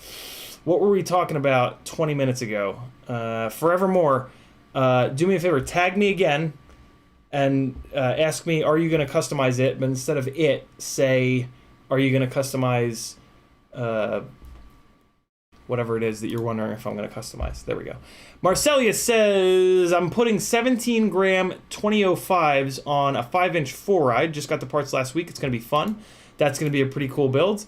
2005 should be about right for a lightweight 5-inch prop. The other option would be a 2204. I'm actually really interested in what that's going to be like. 2005s are definitely a little bit too big for 4-inch props. So yeah, that should be perfect for those lightweight 5-inch props. Very cool. Rusty Signals in the house. He's one of the other awesome local pilots. He says, howdy and happy belated birthday. Thank you, Rusty. Much appreciated, man. I just watched your 2.5-inch one battery video. It popped up on my recommendeds on YouTube a little bit earlier. Where's that spot, dude? I gotta bug you for that theater spot. That looks really cool. I'm hoping that your video is one of the top 20s that Lilithium selected. I have no idea if it is, but yeah, I'm hoping it's one of those top 20s. Fairly Functional says, can your wife / girl fly a quad? She's been in the simulator a couple times, and I got her on a tiny whoop, and we've got like a half-finished build of hers, but that's it. She's got her own hobbies and her own life, and yeah, there's nothing wrong with that. Careful, everybody, don't force FPV on your significant other. It's not just because you love it, there's no reason that they're gonna love it. It's very tempting to force it on them because it's like, it's flying. How could you not want to fly? It's okay for people not to want to fly, right? Think of all your non-FPV friends. They have no interest. It's all good. Eternity says, which motors would you use for a 4-inch freestyle? Eternity, I have found 2004s to be absolutely perfect. 1804s were good, but they just lacked a little bit of authority. The X-Nova 1804s. I have an edit, drift edit actually here on the channel called 4-inch motion. That was flown with a prototype rig from Kebab on 1804s, and it's great. It flies great, but for like really hard freestyle, it didn't have quite enough motor. After that event, I switched over to the Brother Hobby 2004s, and man, and that's what's on this 4-inch rig here, not the Brother Hobbies, but actually the Newbie Drone 2004s, and my God, this thing rips. It's the right, they're also the perfect motor, and I think these are the perfect props. These are the Gemfan 4023s. These are the propellers I was flying in that video, and the footage that we're gonna watch in a little bit here. This motor and this weight of propeller are a really, really, really good match. This thing flies outrageously good. Fairly Function also says a fourth motor screw hole would also cause a weak spot. So that was what I'd originally thought, and I'd asked Alexander to take the fourth hole out. In talking to Ryan Harrell, believe it or not, it looks like, I mean, it's really hard to tell for absolute certain, but in his experience, which is much deeper than mine in frame design, that's actually not true. And I hated to hear this, but basically, by removing the fourth hole, you just create a new weak spot. For example, on this arm, the weak spot. So the theory is that with 4 holes, the weak spot is right down here. It draws a straight line between this bottom hole and the center hole, and then this hole over here, and then that, right? So the theory is this is the weak spot, and the arm breaks right down here on this line, right? Ryan has actually designed frames and actually tested this stuff and actually seen where the frames break, and he's designed a frame for Chief that had the 3 holes. And what happened with that, because he thought the same thing, and what happened with that frame is the arms started breaking on this line, right? Like, shit rolls downhill, and it just picked another weak spot, and it just picked the weak spot up here. So, yeah, the 3-hole thing, the reason we've gone back to the 3-hole thing is to save weight, because it takes carbon off here, and the arms are the thickest carbon in the entire part of the frame. So, yeah, that was a really interesting, that was a very frustrating conversation, because I was sure Gappet on the FPV show talked about it with a Hyperlight frame, talked about how they removed the 4th hole to prevent that from happening. And, like, I'm somewhat engineering minded, and my brain went, oh my god, that makes total sense. And when you look at frame designs, there aren't many frames that have done that. And that right there means more than, oh yeah, that makes sense. You know? Like, that makes sense. Like, when that thought comes into my head, I learn more and more to, like, stop. Like that doesn't mean shit, right? Like yeah, I'm somewhat intelligent, but like we're dealing with these things and the crashes and the forces that happen and the way carbon fiber reacts. Like, none of us are carbon fiber experts, none of us are frame experts, right? Like, so when you have that thought of like, oh, that makes sense, like, try to stop and be like, well, it makes sense because I know what I'm talking about there, or because my ego is coming in and being like, yeah, you've crashed a bunch, you probably know, right? So yeah, I had to refer to, I thought it was like The Secret. But it makes sense, right? Like, if it was The Secret, Impulse RC would have figured that out. Just insert frame, design company here would have already figured it out, and all of our frames would have three screw holes. Very frustrating. I hate it when I think I find like a secret thing, and then it turns out not to be. You know what I mean? Freelojo says, with the base plate being 3mm, is it possible to get 2 20x20 mounting locations? It is not, Freelojo, and that's actually a part of the design that was something that Ryan wanted to incorporate that I very specifically said no to. In order to make enough room front to back for 2 20x20 stacks, the frame becomes too heavy. And this frame is a perfect example of that. This QAVS Mini is about as minimal as you can get in terms of frames that have double 20x20 mounting locations. And this is a heavy frame. This is like a 48, 49 gram, I want to say, frame. And that's just way too heavy. The other problem is when you have 2 20x20 mounting spots, that like sort of encourages people to put vistas and to put heavier electronics in, and that is not what this frame that I'm working on is meant for. This frame is very specifically designed to be 200 grams all up, because when you go over 200 grams all up, the 3-inch propeller is not big enough, and you lose the 5-inch flight characteristic. And that's not what like we've got frames that give you the ability to do double 20x20 mounting stacks. So if you want to, there are options out there if you want something that doesn't fly like a 5-inch rig. That's not what I want to build. It's weird to do this, and Ryan did not love me being like a Nazi about that. But I very specifically want to force people that build this frame to build it in a way that's going to give them this flight experience. Because otherwise, people are not going to build it that way, and then what's going to happen, this happens all the time in frame design, is people buy the frame and then they try to build it the way that they want rather than the way that it was intended, and then the arms break all the time, and then they go on the internet and go, this frame's a piece of shit, the arms keep breaking. It's like, okay, well, how'd you build it? Well, it's 700 grams. Well, that's not what it's for. That was a rig that was specifically, right? So it's, yes, it makes less of a market for it, but it forces you to build it the way that it's going to fly better, best, whatever.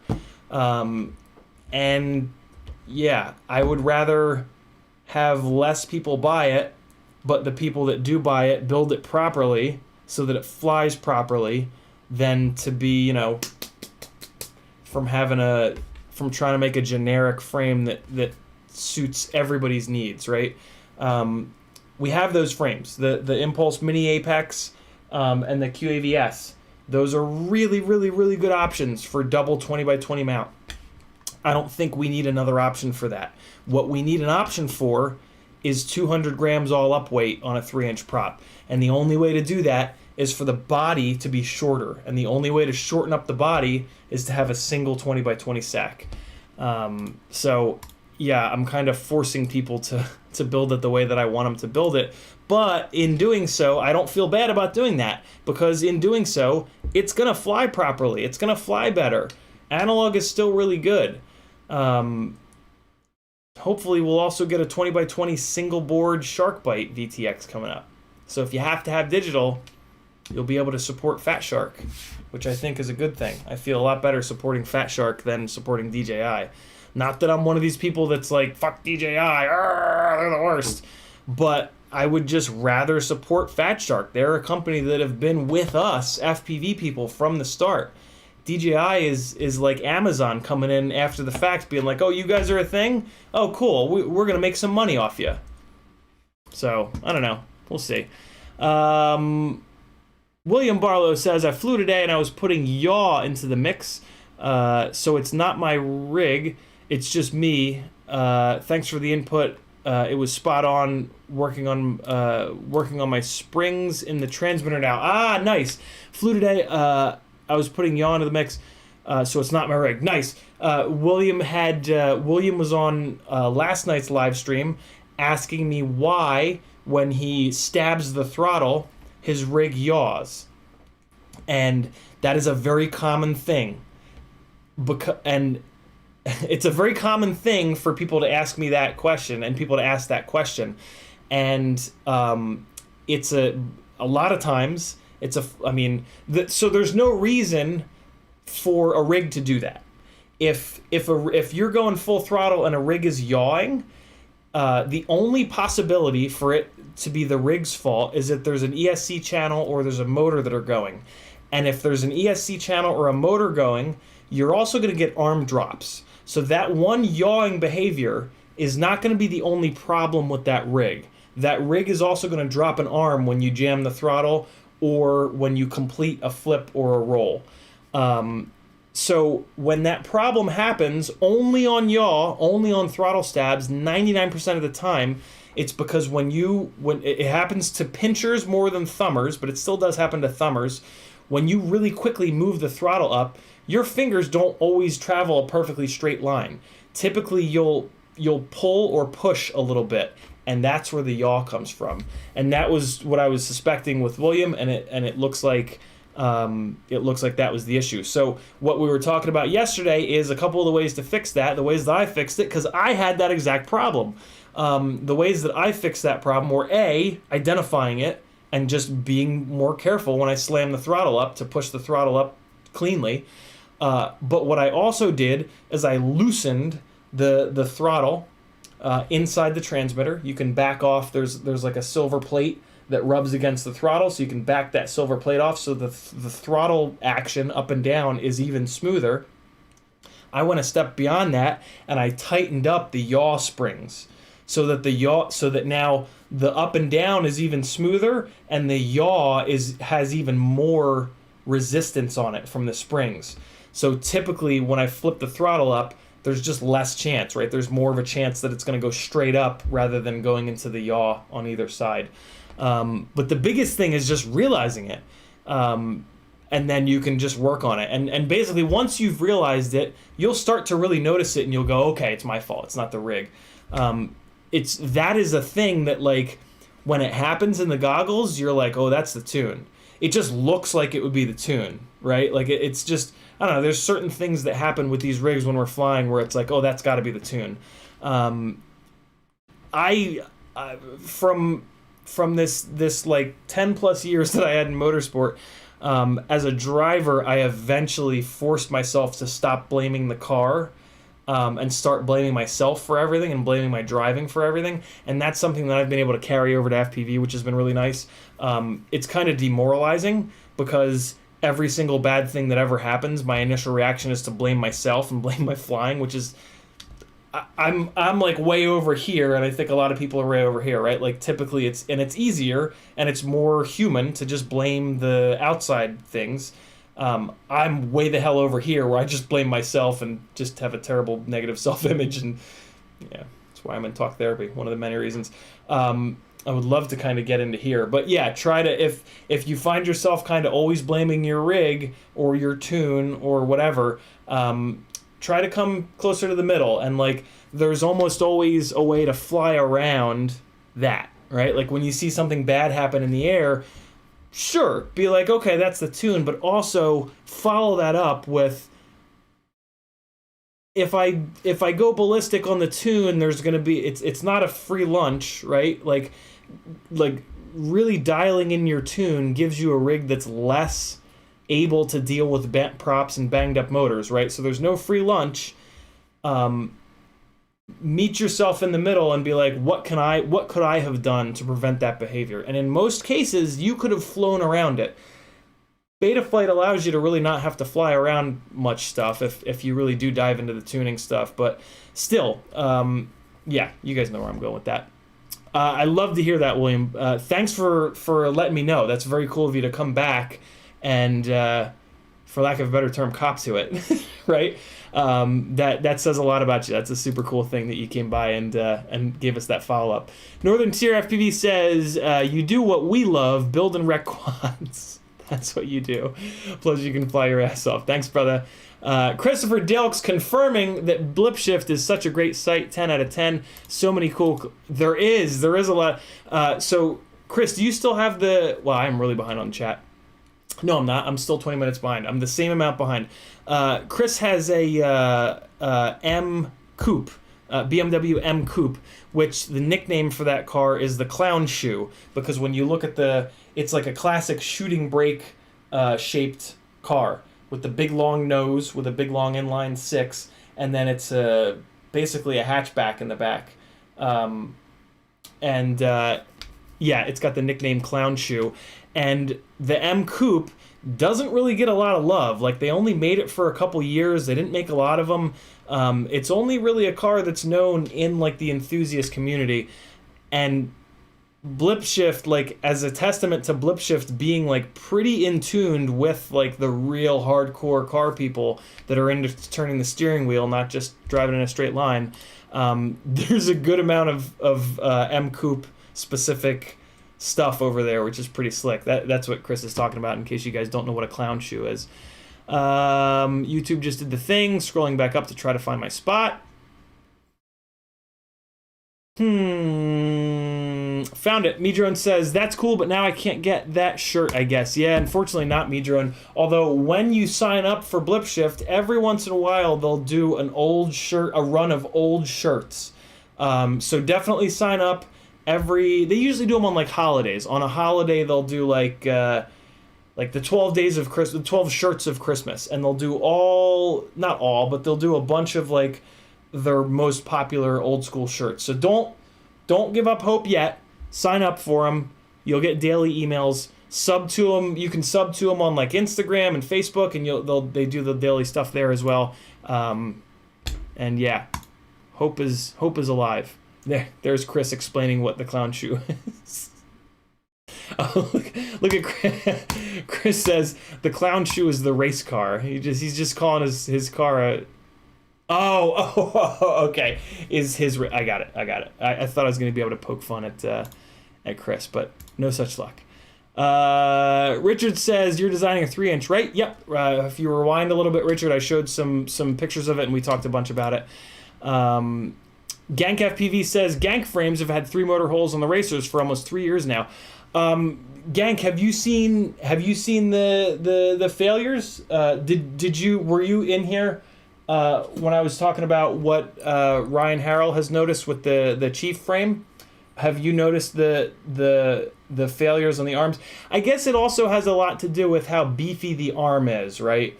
I'm sure that if you beefed this section of the arm out here up enough, well, yeah, no, I don't know.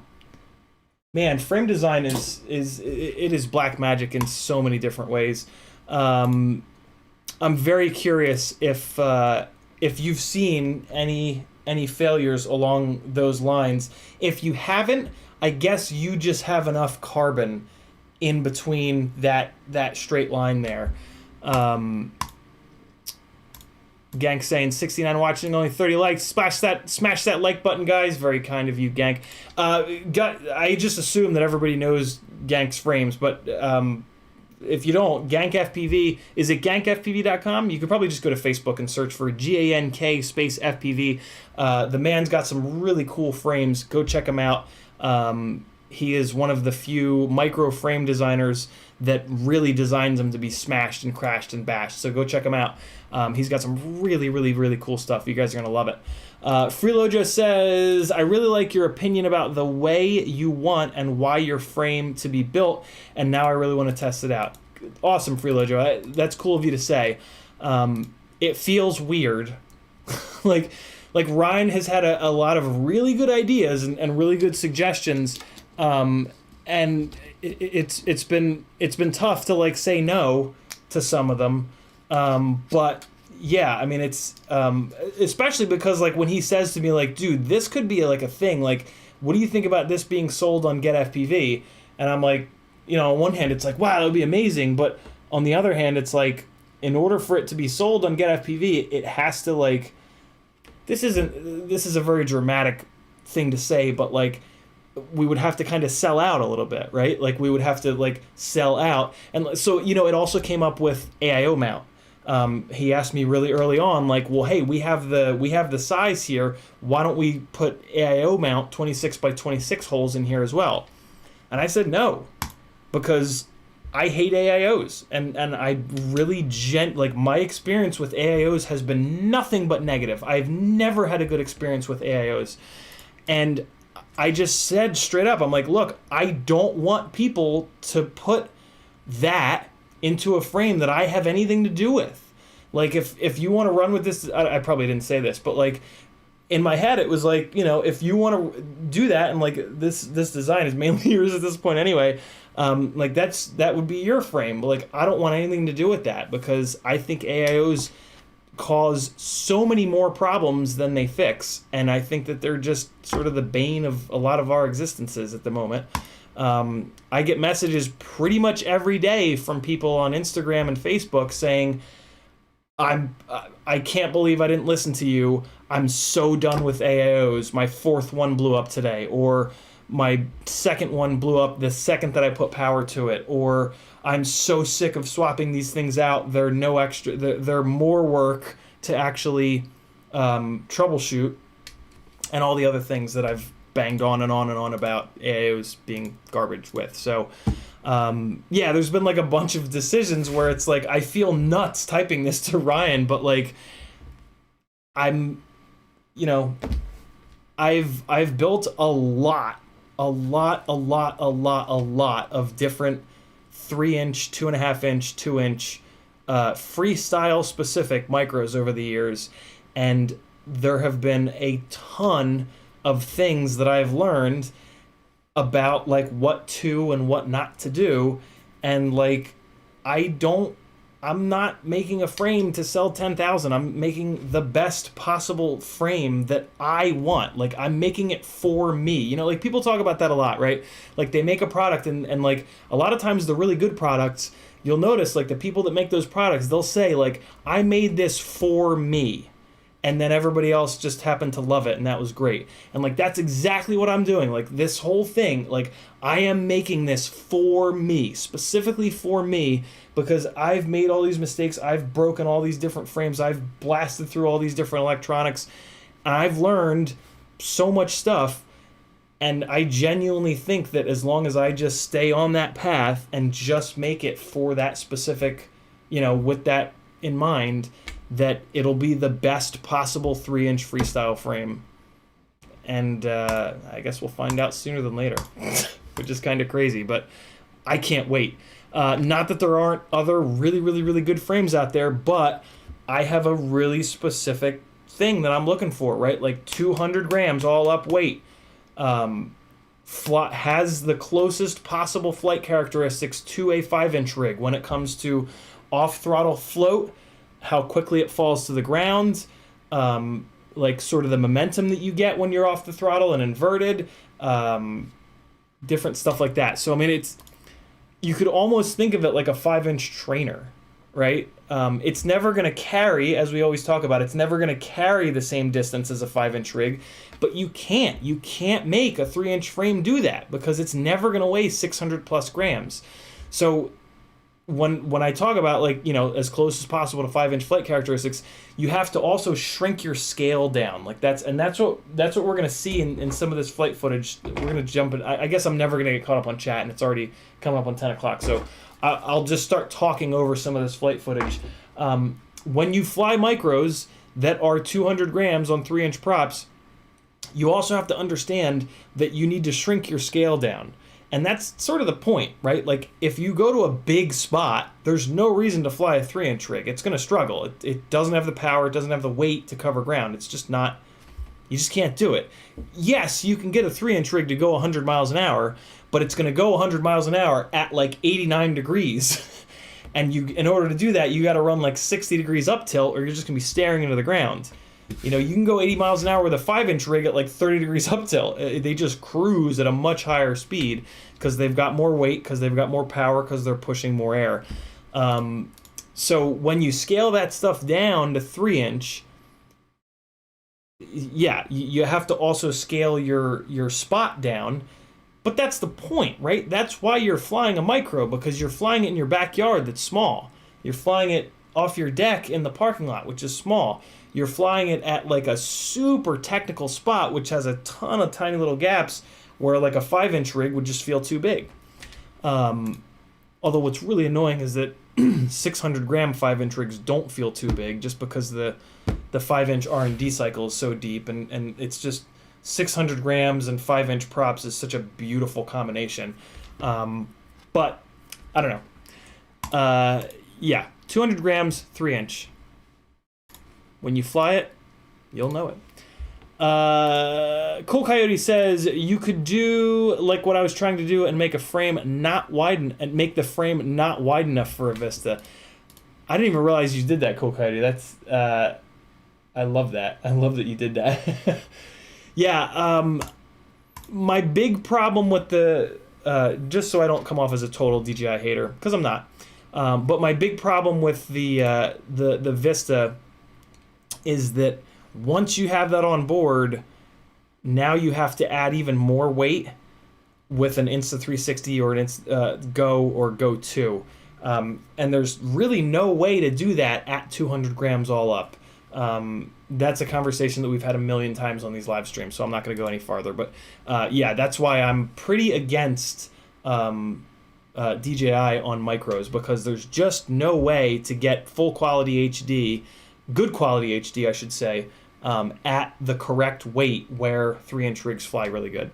DJ says there is a 20x20 single board VTX.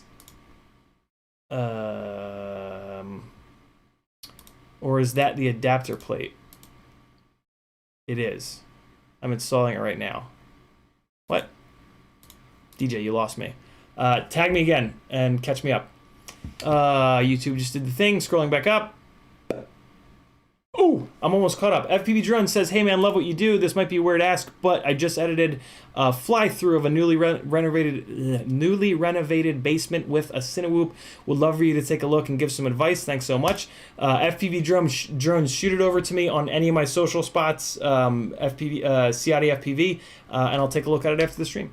Gank FPV says, yes, I have, and I have a big habit of making sure I have 3 to 4 millimeters of space between the holes and any edge. So there you go. Yeah, I had a feeling.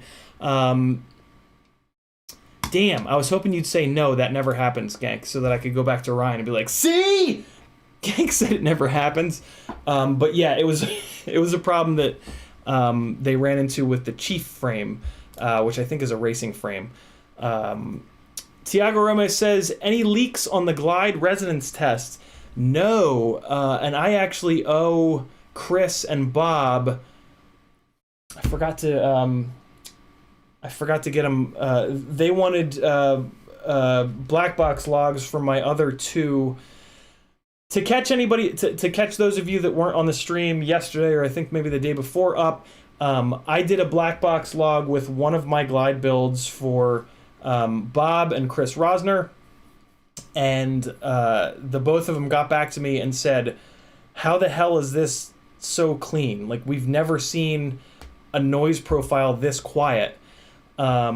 Can you take pictures of your rig so that we can figure out what the hell's going on? So I made like a 2-minute video and showed them, you know, the 15 mil standoffs, the BMC mount, all the stuff that's on my rigs. And they said, can you log? And I told them, I was like, I have two other identical builds, and they said, can you log those for us as well so that we can see if maybe it's just that one?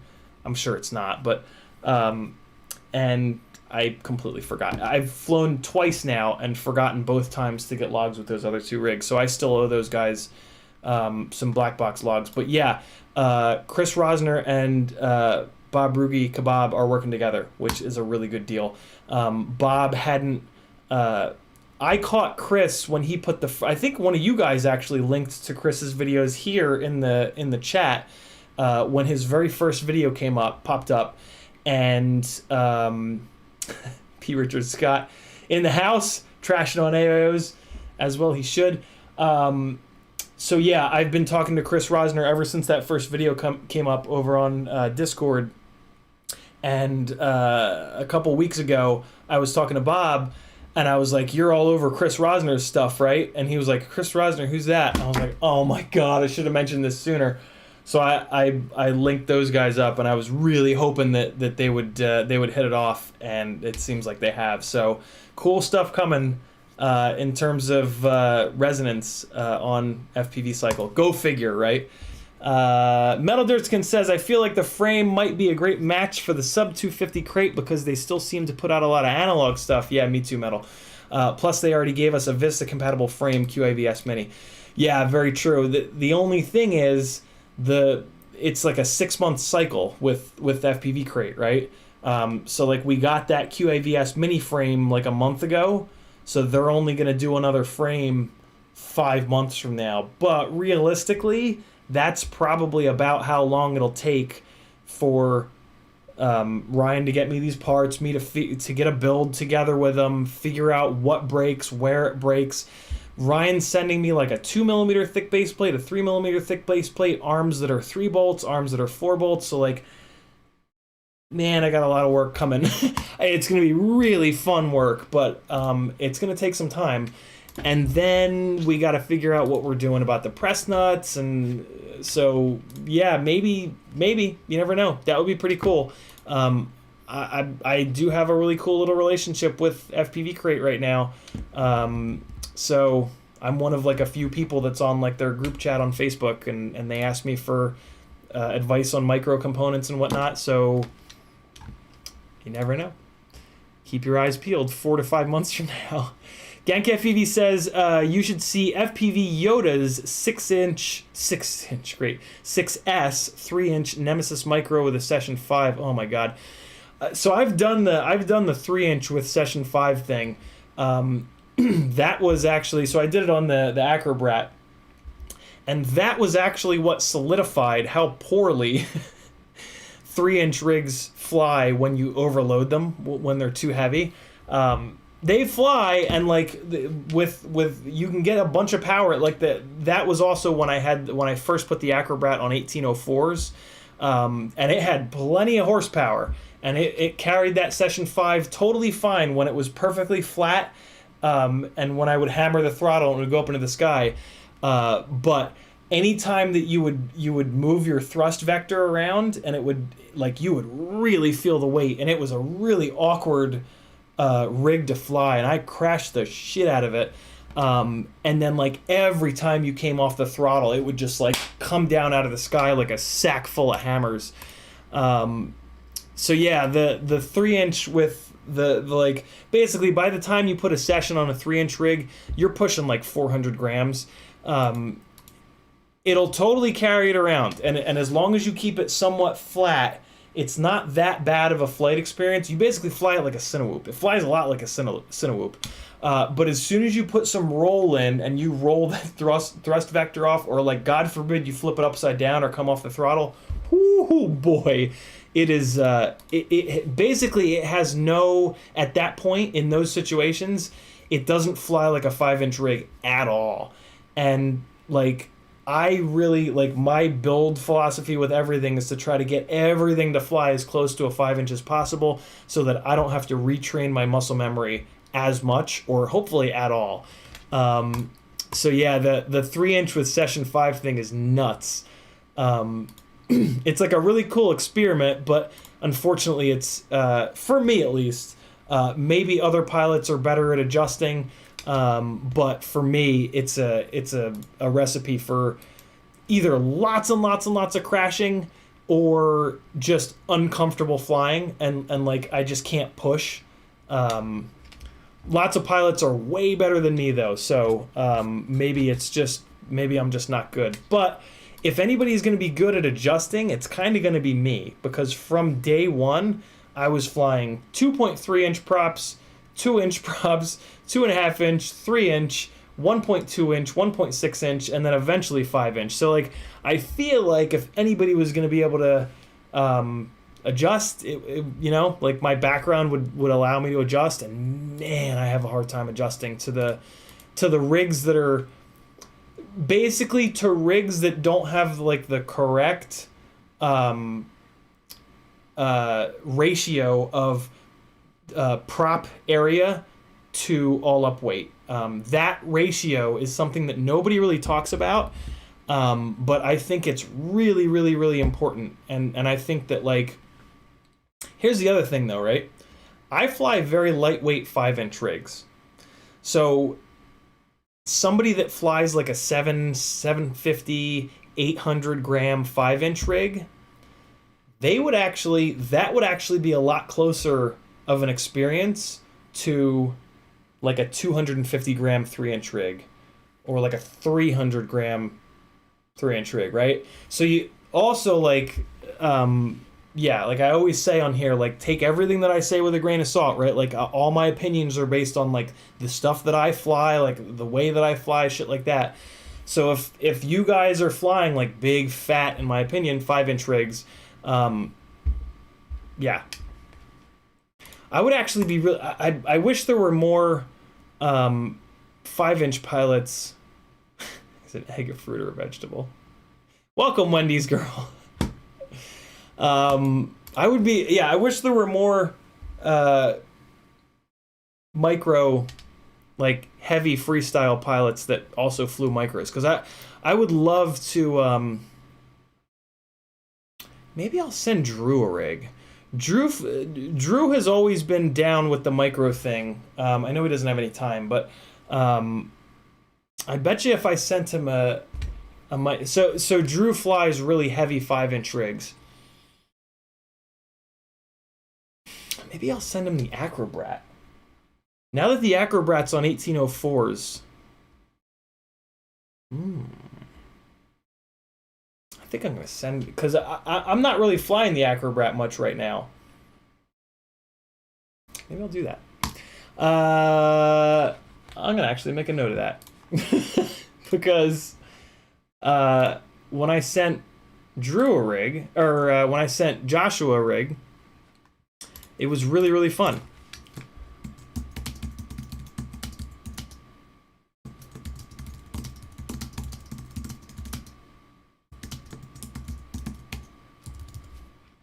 Alright, I just left a note. Drew and I were just talking, that's why I mentioned him a couple times today. He'd sent me a message that he just heard that I wasn't going to be at Rampage and he was bummed. So we've been talking. Okay, I'm almost caught up on chat. Forevermore says, love you. You caught up on chat yet? Yes, I am. DJ CJX says, the Sharkbite TX5S.1 is a 20x20 single board VTX. What? When did that come out? I just assumed that they eventually would. But I had no idea that came out already. So I thought this was a 26x26. Yeah, so this is a 26x26. They don't have a single board 20x20 yet. They only have a double stack. Come on, OBS. You are fucking killing me tonight. They only have a double stack 20x20, and they're pinned together, which is no good. But I know for a fact that they're working on a single board 30x30, and I have to assume that after that will come a single board 20x20. GankFPV says 100% agrees. 6S on 3-inch was a shocker. When he added the session, I was surprised at how well it flew, but you could tell it was overweight. Yeah, it's when you first do it, you're like you hammer the throttle and you're like, oh, this is gonna be great. It's got plenty of power. And then like as you fly it more, you're like, whoa. Like there's just situations where you're like when I notice it is like there's situations where like it surprises me, and like I expect. Like, I do a lot of this backwards and blind stuff, and there'll be these situations where, like, I expect to be 20 feet up in the air, but then all of a sudden when the ground comes into vision on the side of the FPV view, I'm like an inch off the ground. So I'm like, oh, God! So, yeah, it's and it kind of factors into just, like, comfort level. That's where I really notice, like, if a rig is similar to a 600-gram 5-inch rig, is if I'm flying it around, if I'm flying a micro around and it's comfortable, and that's something that I wasn't really getting. Let's start diving in now that I'm caught up on chat. Let's start diving into this flight footage, as I promised. So, like for example, right, this 4-inch rig, which was like 270 grams all up, I think, it is 6S technically, but I have it motor scaled way the hell down. Yeah, mods, you can do whatever you want. I don't care. Wendy's girl is not like talking shit about me, so I'm kind of fine with it. If you guys are laughing, it's fine. I was much less comfortable flying this because it's not heavy enough, believe it or not, for 4-inch propellers. My comfort level was much higher flying the Ripsqueaks because they're at this magical 200-gram all-up weight with 3-inch propeller. This 4-inch rig would need to be like closer to like probably 400 grams, maybe 350 grams for me to feel comfortable with it to match up the size of the props with the all-up weight. I know that might sound nuts, but you just got to kind of take my word for it. It's something that confused me for a long time, and then eventually I kind of figured out what the hell was going on with it. And yeah, it's just that there's a magic to the all-up weight versus prop area. Because what you want to remember is that when you chop the throttle and you've got no throttle on, the propellers are big-ass parachutes, right? They're spinning, air mode is on, they're stopping the air or shifting the air, or they're just a big, I just think of them like a big parachute. They're just a big thing creating drag. If you hammer the throttle, and you just chop the throttle and you just leave it, which we never do, right? We always add roll or pitch or yaw in to do some kind of a move, right?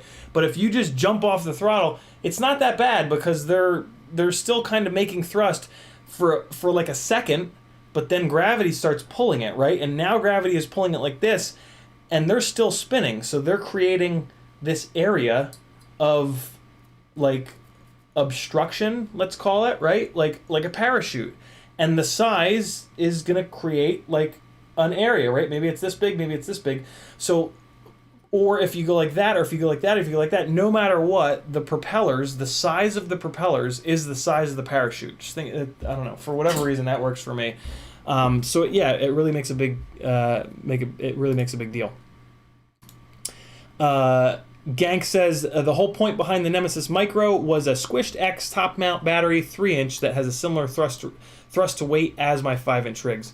And that's why I've been interested in that Nemesis Micro.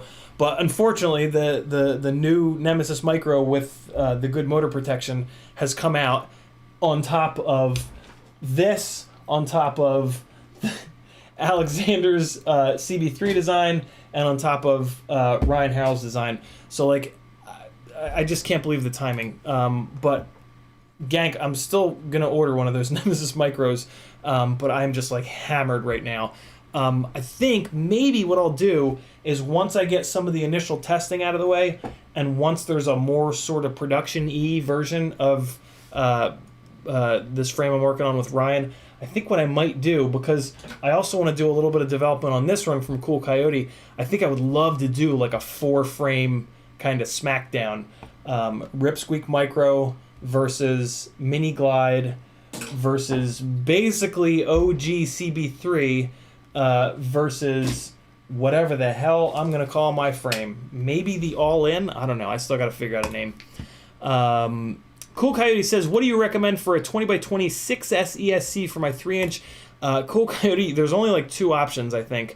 There's the HGLRC one, which is on this 4-inch rig, which right out of the box has been dropping an arm a little bit, so I really don't think I can recommend the HGLRC one.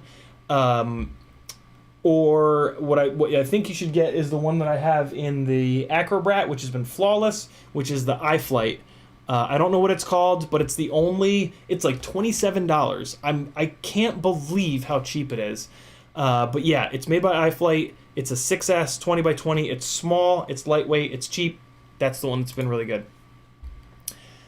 DJ CJX says it's the adapter plate that comes with the VTX that adapts it down to 20x20. Okay. So that's cool. I mean, you can do the adapter plate thing, but the external dimensions are just going to be gigantic, and it's just not going to fit in any. I mean, it's not going to fit in any of the frames that I fly. All of the 3-inch frames that I fly are very tight because they're very light. So yeah, something like this. I mean, yeah, look at those dimensions, 32 by 32. Like that's just crazy big. So yeah, unfortunately that won't work for me. But if you guys are flying like big, gigantic 3-inch frames, this guy might work for you. Yeah, I don't ever do any of the adapters because like my builds are always. I mean, you guys remember the QAVS mini build like that? I didn't have a spare millimeter in that thing. Here we go.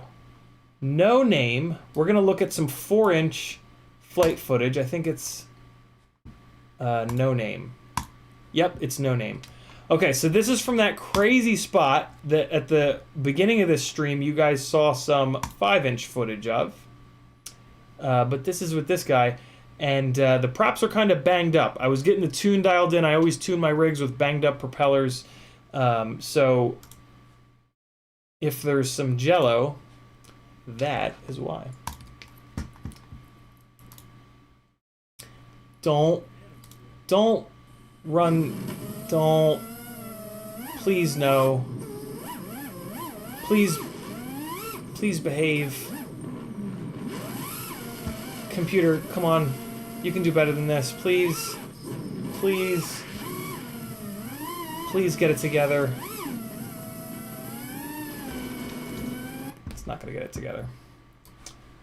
Let's see how long it'll take to copy to the hard drive. Oh, about a minute. Very cool. Okay, so there's that one. I think I might have done another battery. Yes. I should have copied more than one. I'll get the other one going. RC Ritter says, your frame should be named something DSM-5 themed. What's DSM-5? Am I showing my age? It's DSM-5. Oh, that's interesting. Oh, that is interesting. It's definitely not going to be an acronym. It's definitely going to be like a word. The acronym frame thing is a pain in the ass. I learned that with the Rotorius frames, saying like, oh yeah, the frame is the CB3. It's like, wait, what? It's CB? Like it's just much better for frames to just have like a name. It might be called the Ripper. Ripper was supposed to be the name of my 5-inch frame that I worked my ass off with Rotorius before the company changed hands. So I might recycle that name because no frames ever came out with that, and I've yet to see any frames called that. So it might be that, but Arsurda, that's really an interesting idea to name the frame something mental illness centric. I really like that idea.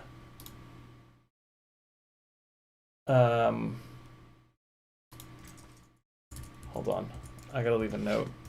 Sponsorship and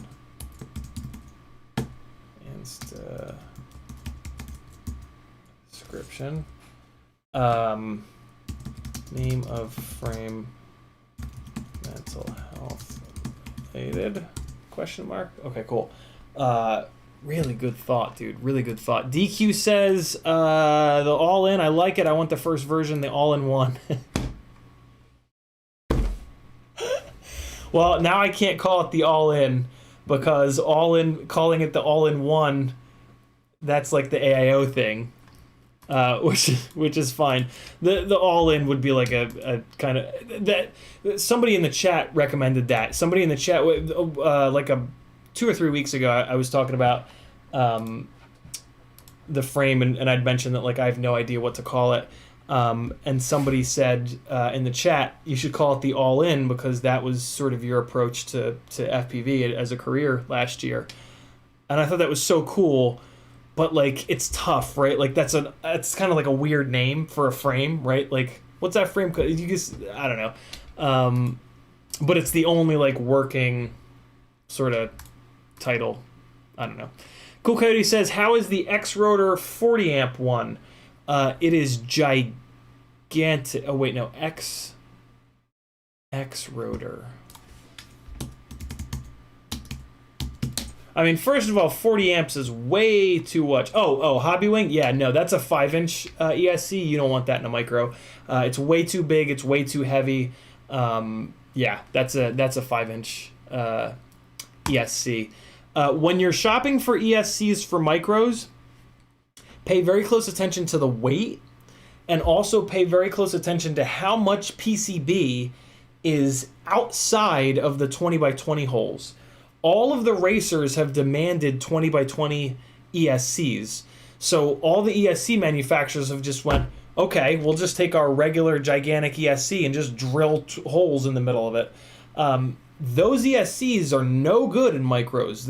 Typically, they won't fit at all. If they do fit, they're way too heavy. And you gotta really pay close attention to weight with micros. So yeah, always pay attention. What like a micro ESC should be like the ESC with 20 by 20 holes in the corners. Make sure that the holes aren't like an inch inboard, because that's not a micro. Double says call it scrolling.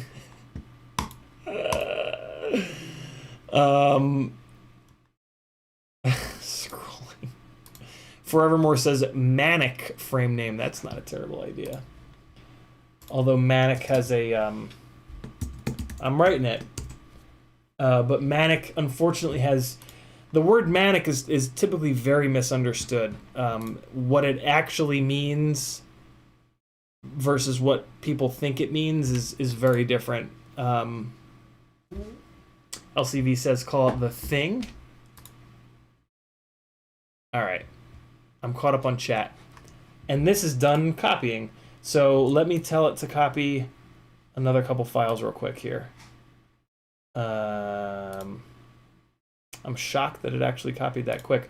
So I'm going to copy this one, and this one, and this one. And while they're copying, I should be able to play this one. Let's see. Hey! Nope. Computer can't handle it. I hate you, 12-year-old's computer. I hate you so hard.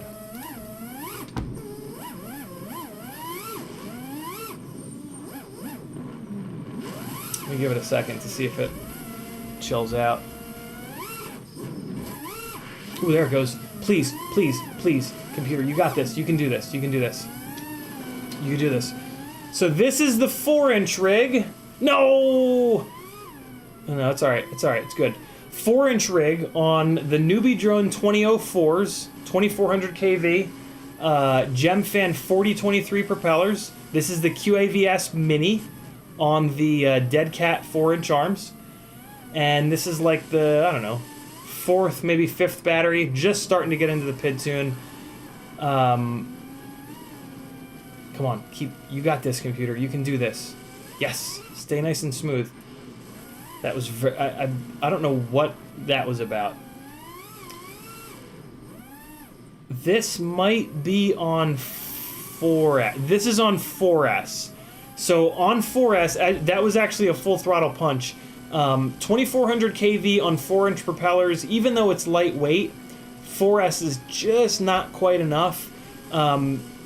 It's decent. It would be really good for like long range kind of stuff. But for hard freestyle, 5S is a better bet for this, or 6S with a throttle scale. I have the file copying from the 6S battery, and you'll see it was just a lot more lively. So yeah, this is a 4-inch rig that's a little bit too light and for the size of the propellers. So you're going to notice it's kind of slow. It's also very floaty, like a toothpick. And I don't usually like freestyle rigs to be this floaty. This would be like building a 500 gram all-up weight 5-inch rig, which if you've done that and you like the way that flies, awesome. Then you're gonna love this. But for me, 5-inch rigs at 600 grams are really the sweet spot, and for most people, to be honest. So there it is on 4S. Let's see if... Oh, we got a couple of minutes left on this. Let me kick the... Here, I'll play that again. Oh, shitters. That's not the right one. It's this one. Play that again. I'll give it a little bit more time to buffer here in the beginning so that the you don't miss the beginning. Let me grab the memory cards out of the 3-inch rigs. Come on, computer. Please. Please. You can do it. You can do it, buddy. I have faith in you. Yeah, there it goes. Nope. Oh, come on, man.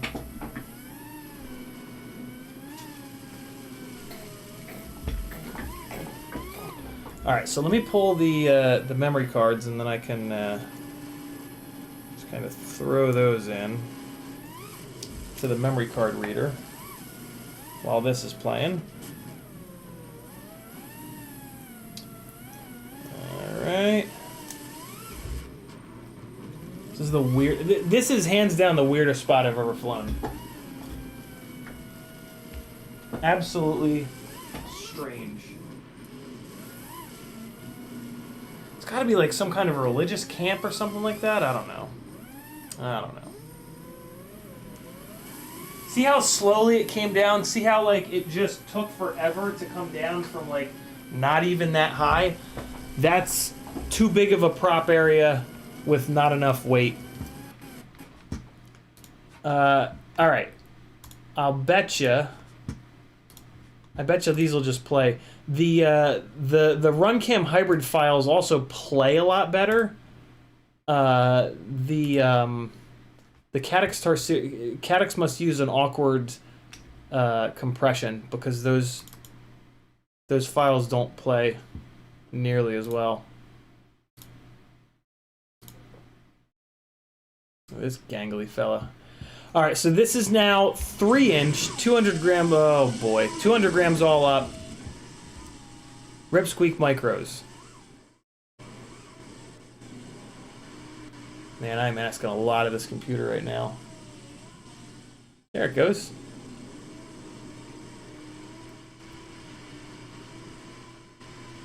A little bit of jello. Maybe? Nah, no jello. Just a little blurry. The lens is out of focus a little bit. So still some good float, right? But what the hell? Oh, that was a branch. That's right. Oh no, yeah, there are some vibes going on. It's not creating jello though. That's interesting. It's just a little shaky. This. Okay, I gotta dig into that. I don't know which of these. I don't know which this is. I don't know if this is the 1504 rig or the 1306 rig. But, oh yeah, there is some jello. It also is midday. Sun's pretty high in the sky. No ND filter or anything like that. Okay, I got a little work to do on one of these rigs. That's kind of driving me nuts. You guys probably can't tell because YouTube butchers quality, but there's just some there's some mid-throttle vibes going on. So you see that, right? Like just that pacing of fling to carry is much more natural for me to fly. It's just a much more comfortable, neutral, sort of normal flying experience with 3-inch props at this 200 gram weight. Oh, you know what? This is the one I banged off the roof.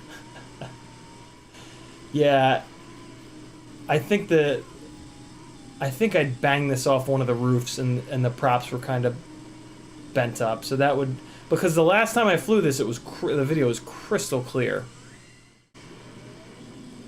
See it coming down? See how it comes down? It doesn't just float down like a toothpick and take forever. It actually like, comes down. That's what you're seeing there. And then just like stuff like this, just shooting gaps like this, the confidence level that like I have to do this with a 5-inch rig, I don't get this confidence level when the weight, when it's not like the magical weight to prop size ratio. So in the audio, I was looking for a hole in the trees to punch through, and I wasn't looking what was right in front of me, and I just smacked into the roof. Yeah, I'd crashed this thing inverted on that rooftop there, and I think that's why it's got the little vibes and jello situation. Oh, come on, computer. You can do this. Yeah, so the scale of flying... So there's a perfect example, right? Like, when I was flying the 5-inch video in the intro to this stream, I was throwing that rig all the way across that area over like 4 or 5 trees. Whereas with a 3-inch rig, you don't do that. You throw it over 1 tree, right? 1 tree, boom, and then you drop back down. Your scale of flying needs to shrink with the smaller rigs.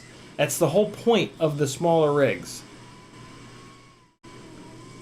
And when you shrink that scale in your mind, if the rig is the right weight to prop size, it becomes like you can rip, basically. Like you can rip as hard as you do with a 5-inch rig. How long is this gonna go on for? Alright, there it goes. Good.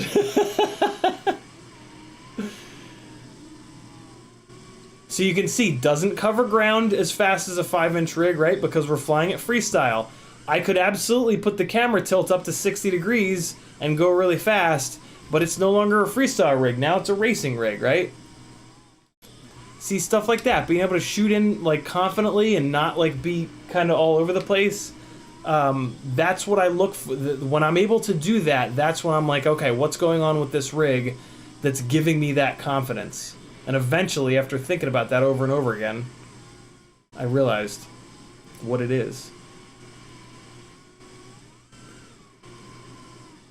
So yeah, we're not ripping balls at 80 miles an hour past these trees, but that's okay. We're in a spot where we can do that, right? This is a spot with like constant trees. So you change your flight style to the spot and you just fly a little bit differently, and you can still make really cool looking footage. And I think that's about it for this. Yeah, so that's about it.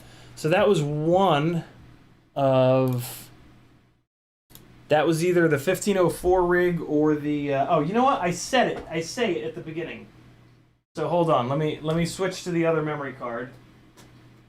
Wait, no. Ooh. The 4-inch stuff is done copying. So now let's go back to a 4-inch flight. So that you guys can really get an A-B. Come on, computer. You got this. You can do this. Come on. Come on, you got it. You got it. Smooth out. Smooth out for daddy. Come on, please. Oh yeah, that's... that was an embarrassing crash. Damn you. 7. This is the 6S battery on the 4-inch rig. Maybe if I go full screen, it'll help. Maybe if I leave it sitting in the car recording for an hour, it'll help. Wow, there was some serious mid-throttle action there. Alright, let me just not touch it for a second, and maybe it'll do its thing and play smoothly. Wow, there's a bunch of garbage going on there. See that float? See how it doesn't want to come down? That's those bigger props. It's not that much heavier, and the prop area is much bigger. More power because of the bigger props, but we don't really... I don't really want more power. Notice it's covering a little bit more ground. Props are bigger. More power, more weight. It'll cover a little bit more ground. But look at this float. That float feels awkward. And see, like, I'm getting hung up in the trees and shit. Like, I'm expecting it to drop down quicker, and it's not. You'll start to see it on some of this off-throttle stuff here, too. You'll see me, like, second guess and not, like, commit to the movement. Get this plugged in here. I haven't watched this either, so I'm seeing this for the first time along with you guys. Still a fun rig to fly, you know? Hanging out up in the trees, nice and full. What the hell? What? Where'd it go? No, come back. There it is. Let's go back a little bit. Oh man, there's jello in here too. So this is the other... This is why smooth good. Didn't have quite enough fling on that one. This is admittedly one of the real annoyances. Oh, let's try it again. Good idea. This is one of the real annoyances with HD on micros, is trying to get the vibes and the jello out. These were banged up propellers. These propellers have probably like 10 batteries on them. I was doing that to get the tune dialed in and make sure the motors weren't getting too hot, but just understand that you're going to have to fly fresh props to get really smooth HD on micros. It's just sort of a part of it. The GoPros are really good at not, for whatever reason, they're really good at not showing jello. That's going to be the next thing that I really pour some time into to try to figure out is how the hell to get the jello out. Man, there's some mid-throttle vibes going on here. Probably because of these props being beat up.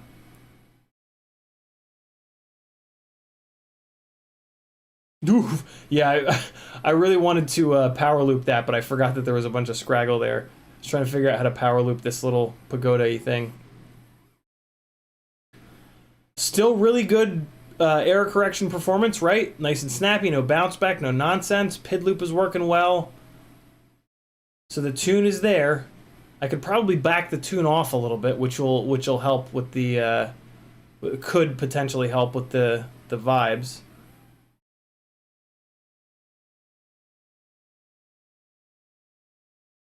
Yeah, you know, I remember this. I remember wanting to kind of just loaf it around a little bit because I wasn't comfortable doing that harder freestyle kind of stuff, throwing it up over the trees. It just didn't, and I didn't want to lose the damn thing. I almost put it into the tree in that one. I really didn't want to lose it. I recorded audio of these. I had the my lav mic on, so at some point I might do a little voiceover with a couple of these. Although, man, that jello is kind of brutal. I might actually not put the time into syncing this up with the audio. Maybe, you know what I'll do? I'll sync it up with the audio, and that'll be Patreon specific. If you want to join the Patreon to get my voiceover from when I was flying with this, it's going to cost you $3 whole a month. You can go to CiottiFPV.com to join the Patreon page. Patreon is the closest thing that I have to a paycheck at the moment, so it's super, super, super appreciated when you guys join it. And I really work hard to give you guys some good content over there. All right, so here's more 4-inch with the 4S. Really quickly, we'll knock this out, and then we'll go over to the 3-inch footage. Oh, wait, no, this is me flying 20 feet away, and then the battery dies. Never mind. So that's garbage. Let me get caught up on chat. Ooh, looks like I can get caught up on chat pretty quick. Halfboard says, call it did the thing. Forevermore says, I'm on a manic day today, spend way more money than I should. Jump over to the group and read some stuff, Forevermore, or fire up Healthy Gamer GG. Dr. K will help you out. Family Guyver says, I noticed that when I try acro with 65 millimeter mini whoop, wants to keep floating. Is it the same with 3-inch that's too light? Usually tiny whoops have the opposite problem, Family Guyver. But yeah, I mean, micros are always going to be a little bit more floaty just because they're lighter. But yeah, that might be what you're... Tell me more about what you're flying there, Family Guyver. That'll help out a lot. Double A says, can you change your throttle idle percentage to fix the float? Not really, because what you want to remember is the float is going to happen when you're inverted, when you're side, when you're nose down, when you're flat. And I run my throttle idle 5% on everything. So it's a fair sort of playing ground. So here's the other 3-inch rig. Yes. Hopefully this plays. So now we're going back to 3-inch Ripsqueak. I'm going to listen in the beginning of this to what motors, so that I can tell you what motors were on the other 3-inch footage that we just watched.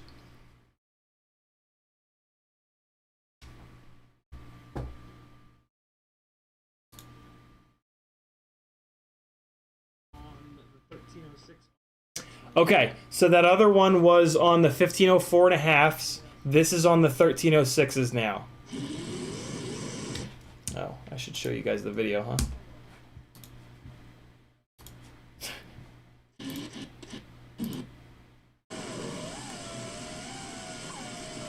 These are RCX 1306s. You can only buy them from MyRC Mart. Look at that. Look at that throttle.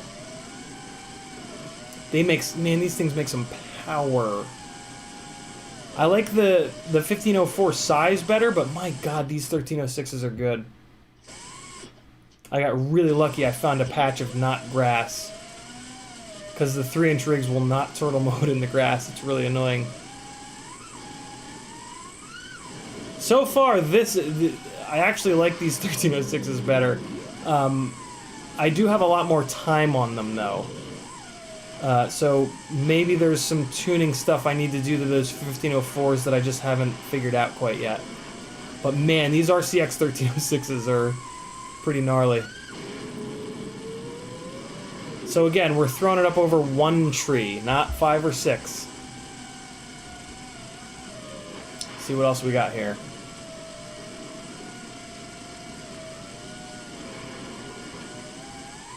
Definitely less, I mean, like, no mid-throttle vibes here. See that comfort level playing up in that tree? I would not have done that with the 4-inch rig. I would have bailed on that. See, stuff like this, because like with these 3-inch, with the micros, like if you put them up in the top of a tree, they're gone. They will not come down. They're not heavy enough to push the branches down.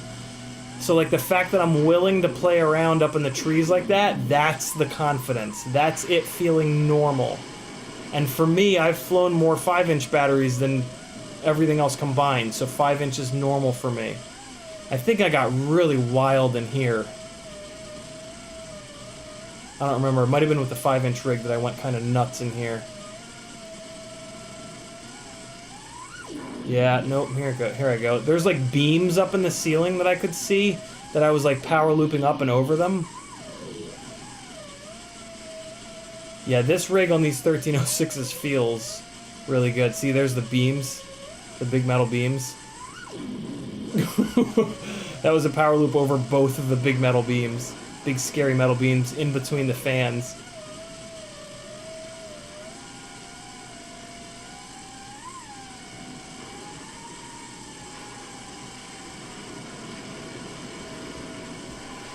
Yeah, man, 1306s. I wish they were 1406s, but they would be too heavy if they were 1406s. I think it's more just that every single time I fly an RCX motor, it's the best thing in the world. But I really, like I said, I only have maybe like 5 batteries total on those Brother Hobby 1504s. So I gotta spend some more time with them.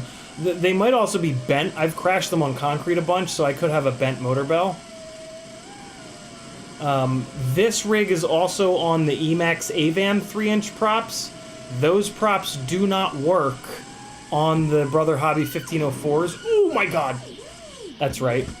Yeah, so that was, this rig would still be in that tree. I cannot believe that I caught that.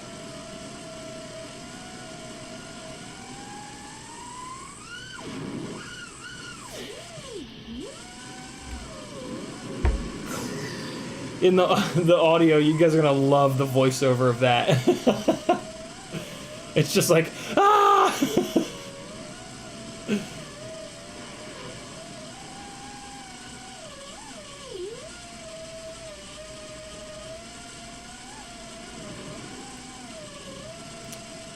No jello at all. These motors have been... These motors can't be less beat up than those 1504s, though. Well, I guess they could be. If I hit those 1504s just wrong, they could be more beat up. But see, these motors... I've flown these motors a good amount. And these are like 2-year-old motors. I've had these for a long time. This is me flying slowly because I couldn't... It was kind of tough lighting. This rig will go faster than this, but there was just... I didn't want to spack it into any of these things.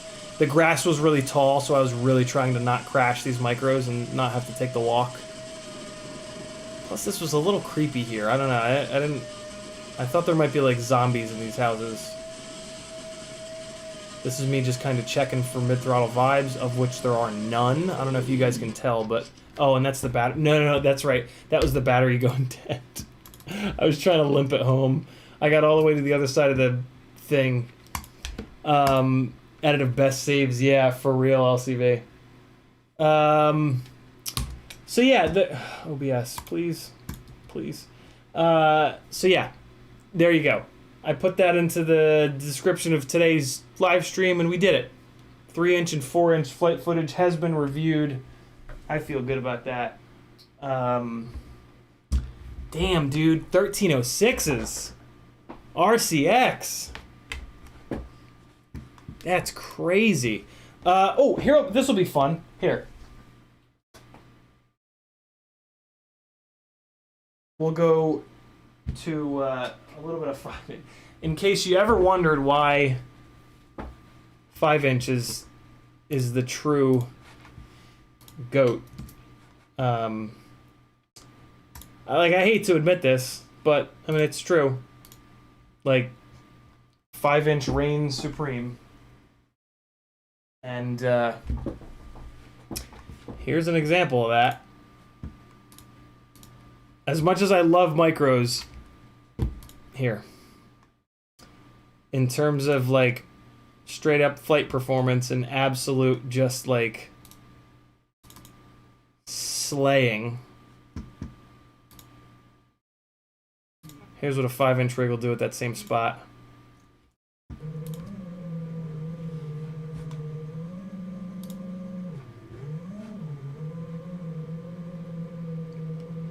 Super beat up motors, super beat up props, zero jello. I mean, obviously, if I hit somebody with this, though, I mean, they're gonna sue me back to the 1800s, but, yeah. Look at the difference in cruising speed. I remember that. The difference in cruising speed at the same up tilt, right? Like, I'm not nose down. Like, the horizon is pretty much level.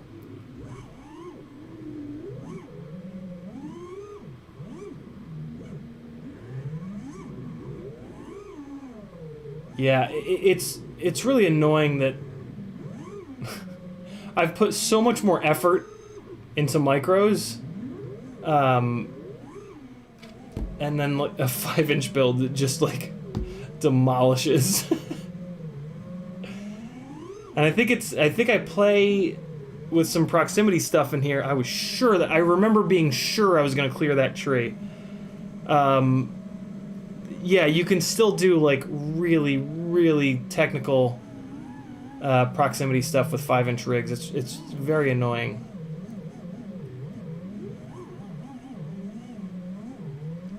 I was trying to do a prop review, so I was kind of like talking through some of this stuff.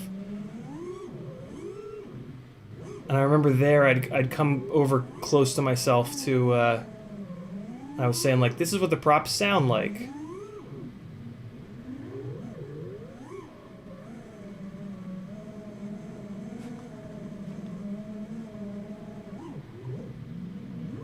I mean, like, it's just next level. There was this other weirdo section of the spot. Wait, no, that's not it. Look at this other little part of the spot.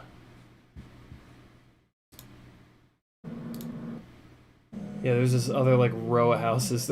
There's also a moment of absolute 100% luck coming up in here. 0 skill, 100% luck coming up. I mean, like, I practice the backward shit a lot, and like, I do have some idea of like spatial awareness when I do it, and like I should be able to clear. But in this case, I just got really lucky. Like, I just thought that I was going to be totally clear, and I was not.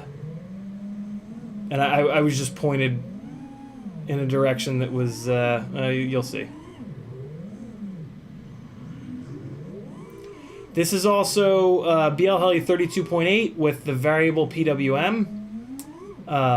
You'll notice almost no throttle chop bobbles, which is really impressive. That'll get even better on Betaflight 4.3 because P gain is going to be, well, it already is, included in anti-gravity. I thought it was towards the beginning here. Where the hell is it?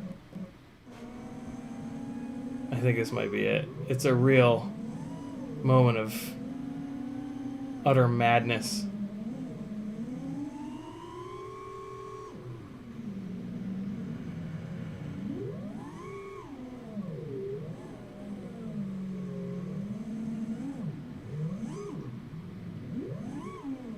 Who needs digital anyway? Come on, man. I could see every one of these branches. I could see these...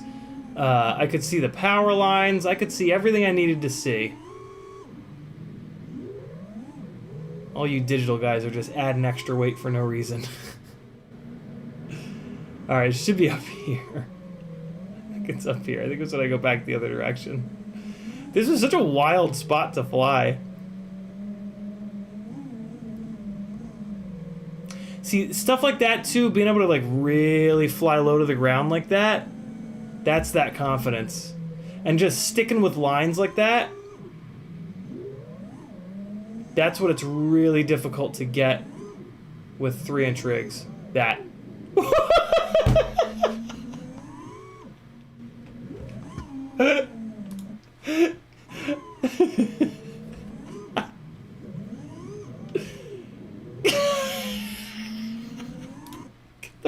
Out of here.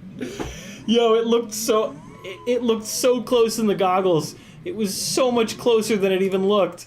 See, when I whizzed past that pole, I thought that this was going to be farther away. I thought I was going to have more room. Oh my god.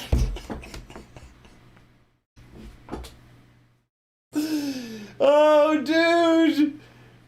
That's outrageous. That is outrageous. Oh god. And then I did that to make it look like I did it on purpose.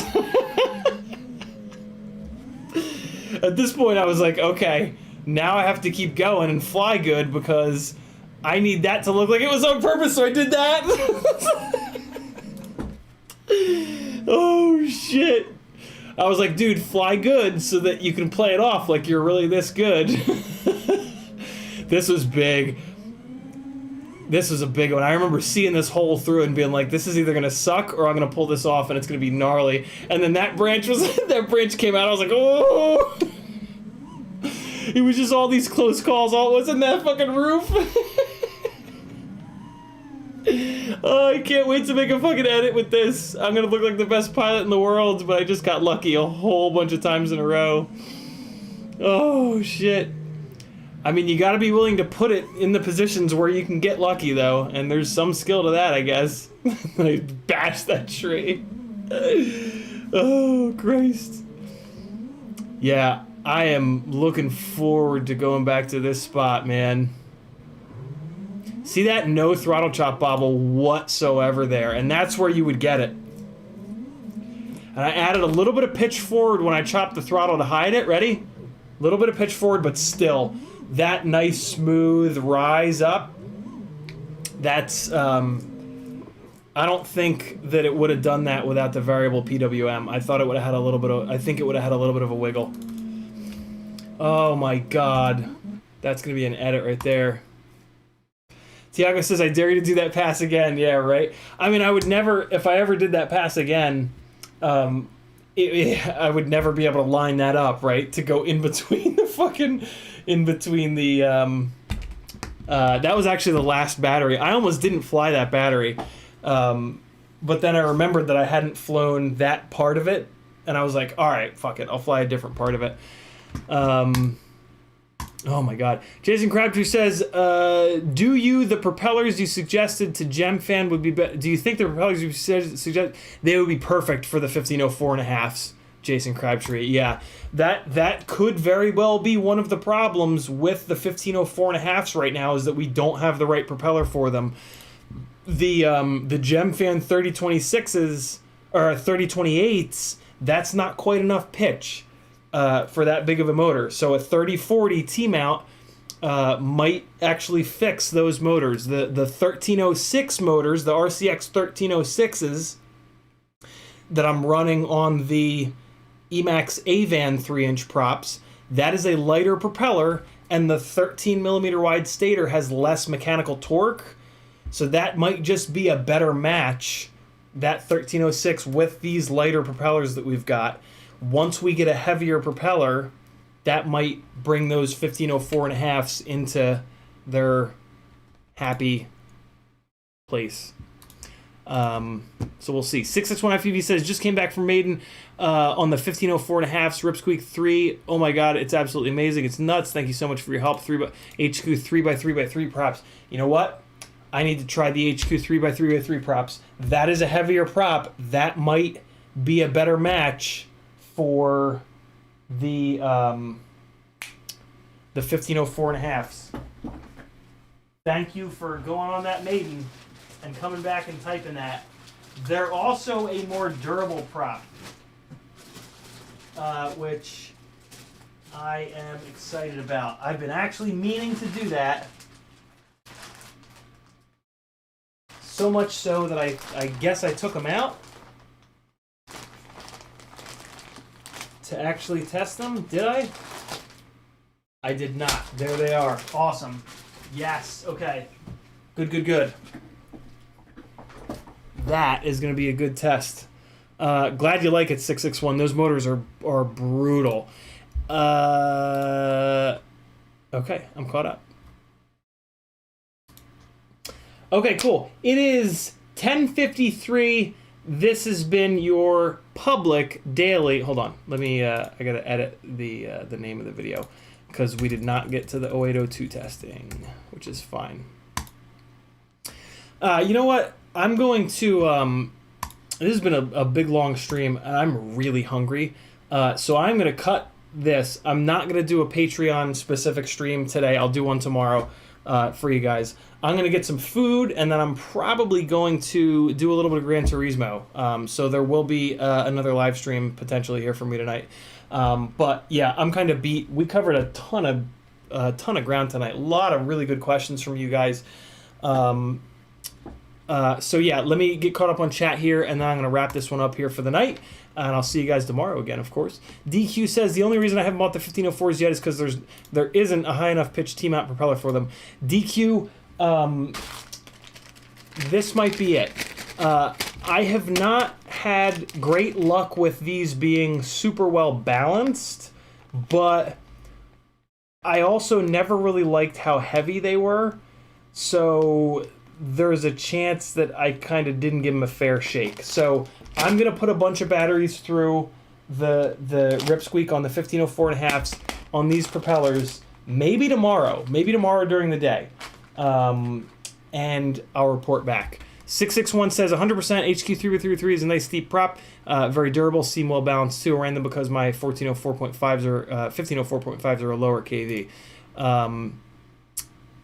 Awesome. 661, are you running HD on that rig? My experience with these 3x3x3s is that they would not give me jello-free HD. And that's the ultimate kind of pain in the ass thing to get. Actually, you don't even have to answer 661. I'm going to find out for myself tomorrow. So, yeah, some testing will be done tomorrow. I'm going to go get some food. Thanks for hanging out, people. My name's Aaron Ciotti. Everybody calls me CiottiFPV or just regular old Ciotti. You can call me Wangle McDangle. CiottiFPV.com has a million ways that you can support me if you want me to keep going on this crazy journey. I need everybody's help. I need you guys to click some things. I need you guys to hit the affiliate links. And if you have a couple bucks to spare, throw it my way through Patreon, Etsy, Fiverr, Teespring, RunCam Split 3. Very cool, 661. Thanks for hanging out. You guys are super awesome. I will see you tomorrow. Here's some more 5-inch flying. It won't be as gnarly as that battery, but I think I kind of got a little wild in this battery here. I'm going to give you guys a little bit of epidemic sound to spice it up, and we will talk again tomorrow. What did I do that for? I just clicked close for no reason. Come on. Here we go. Rock alternative? Why the hell not? That, this. See you guys tomorrow.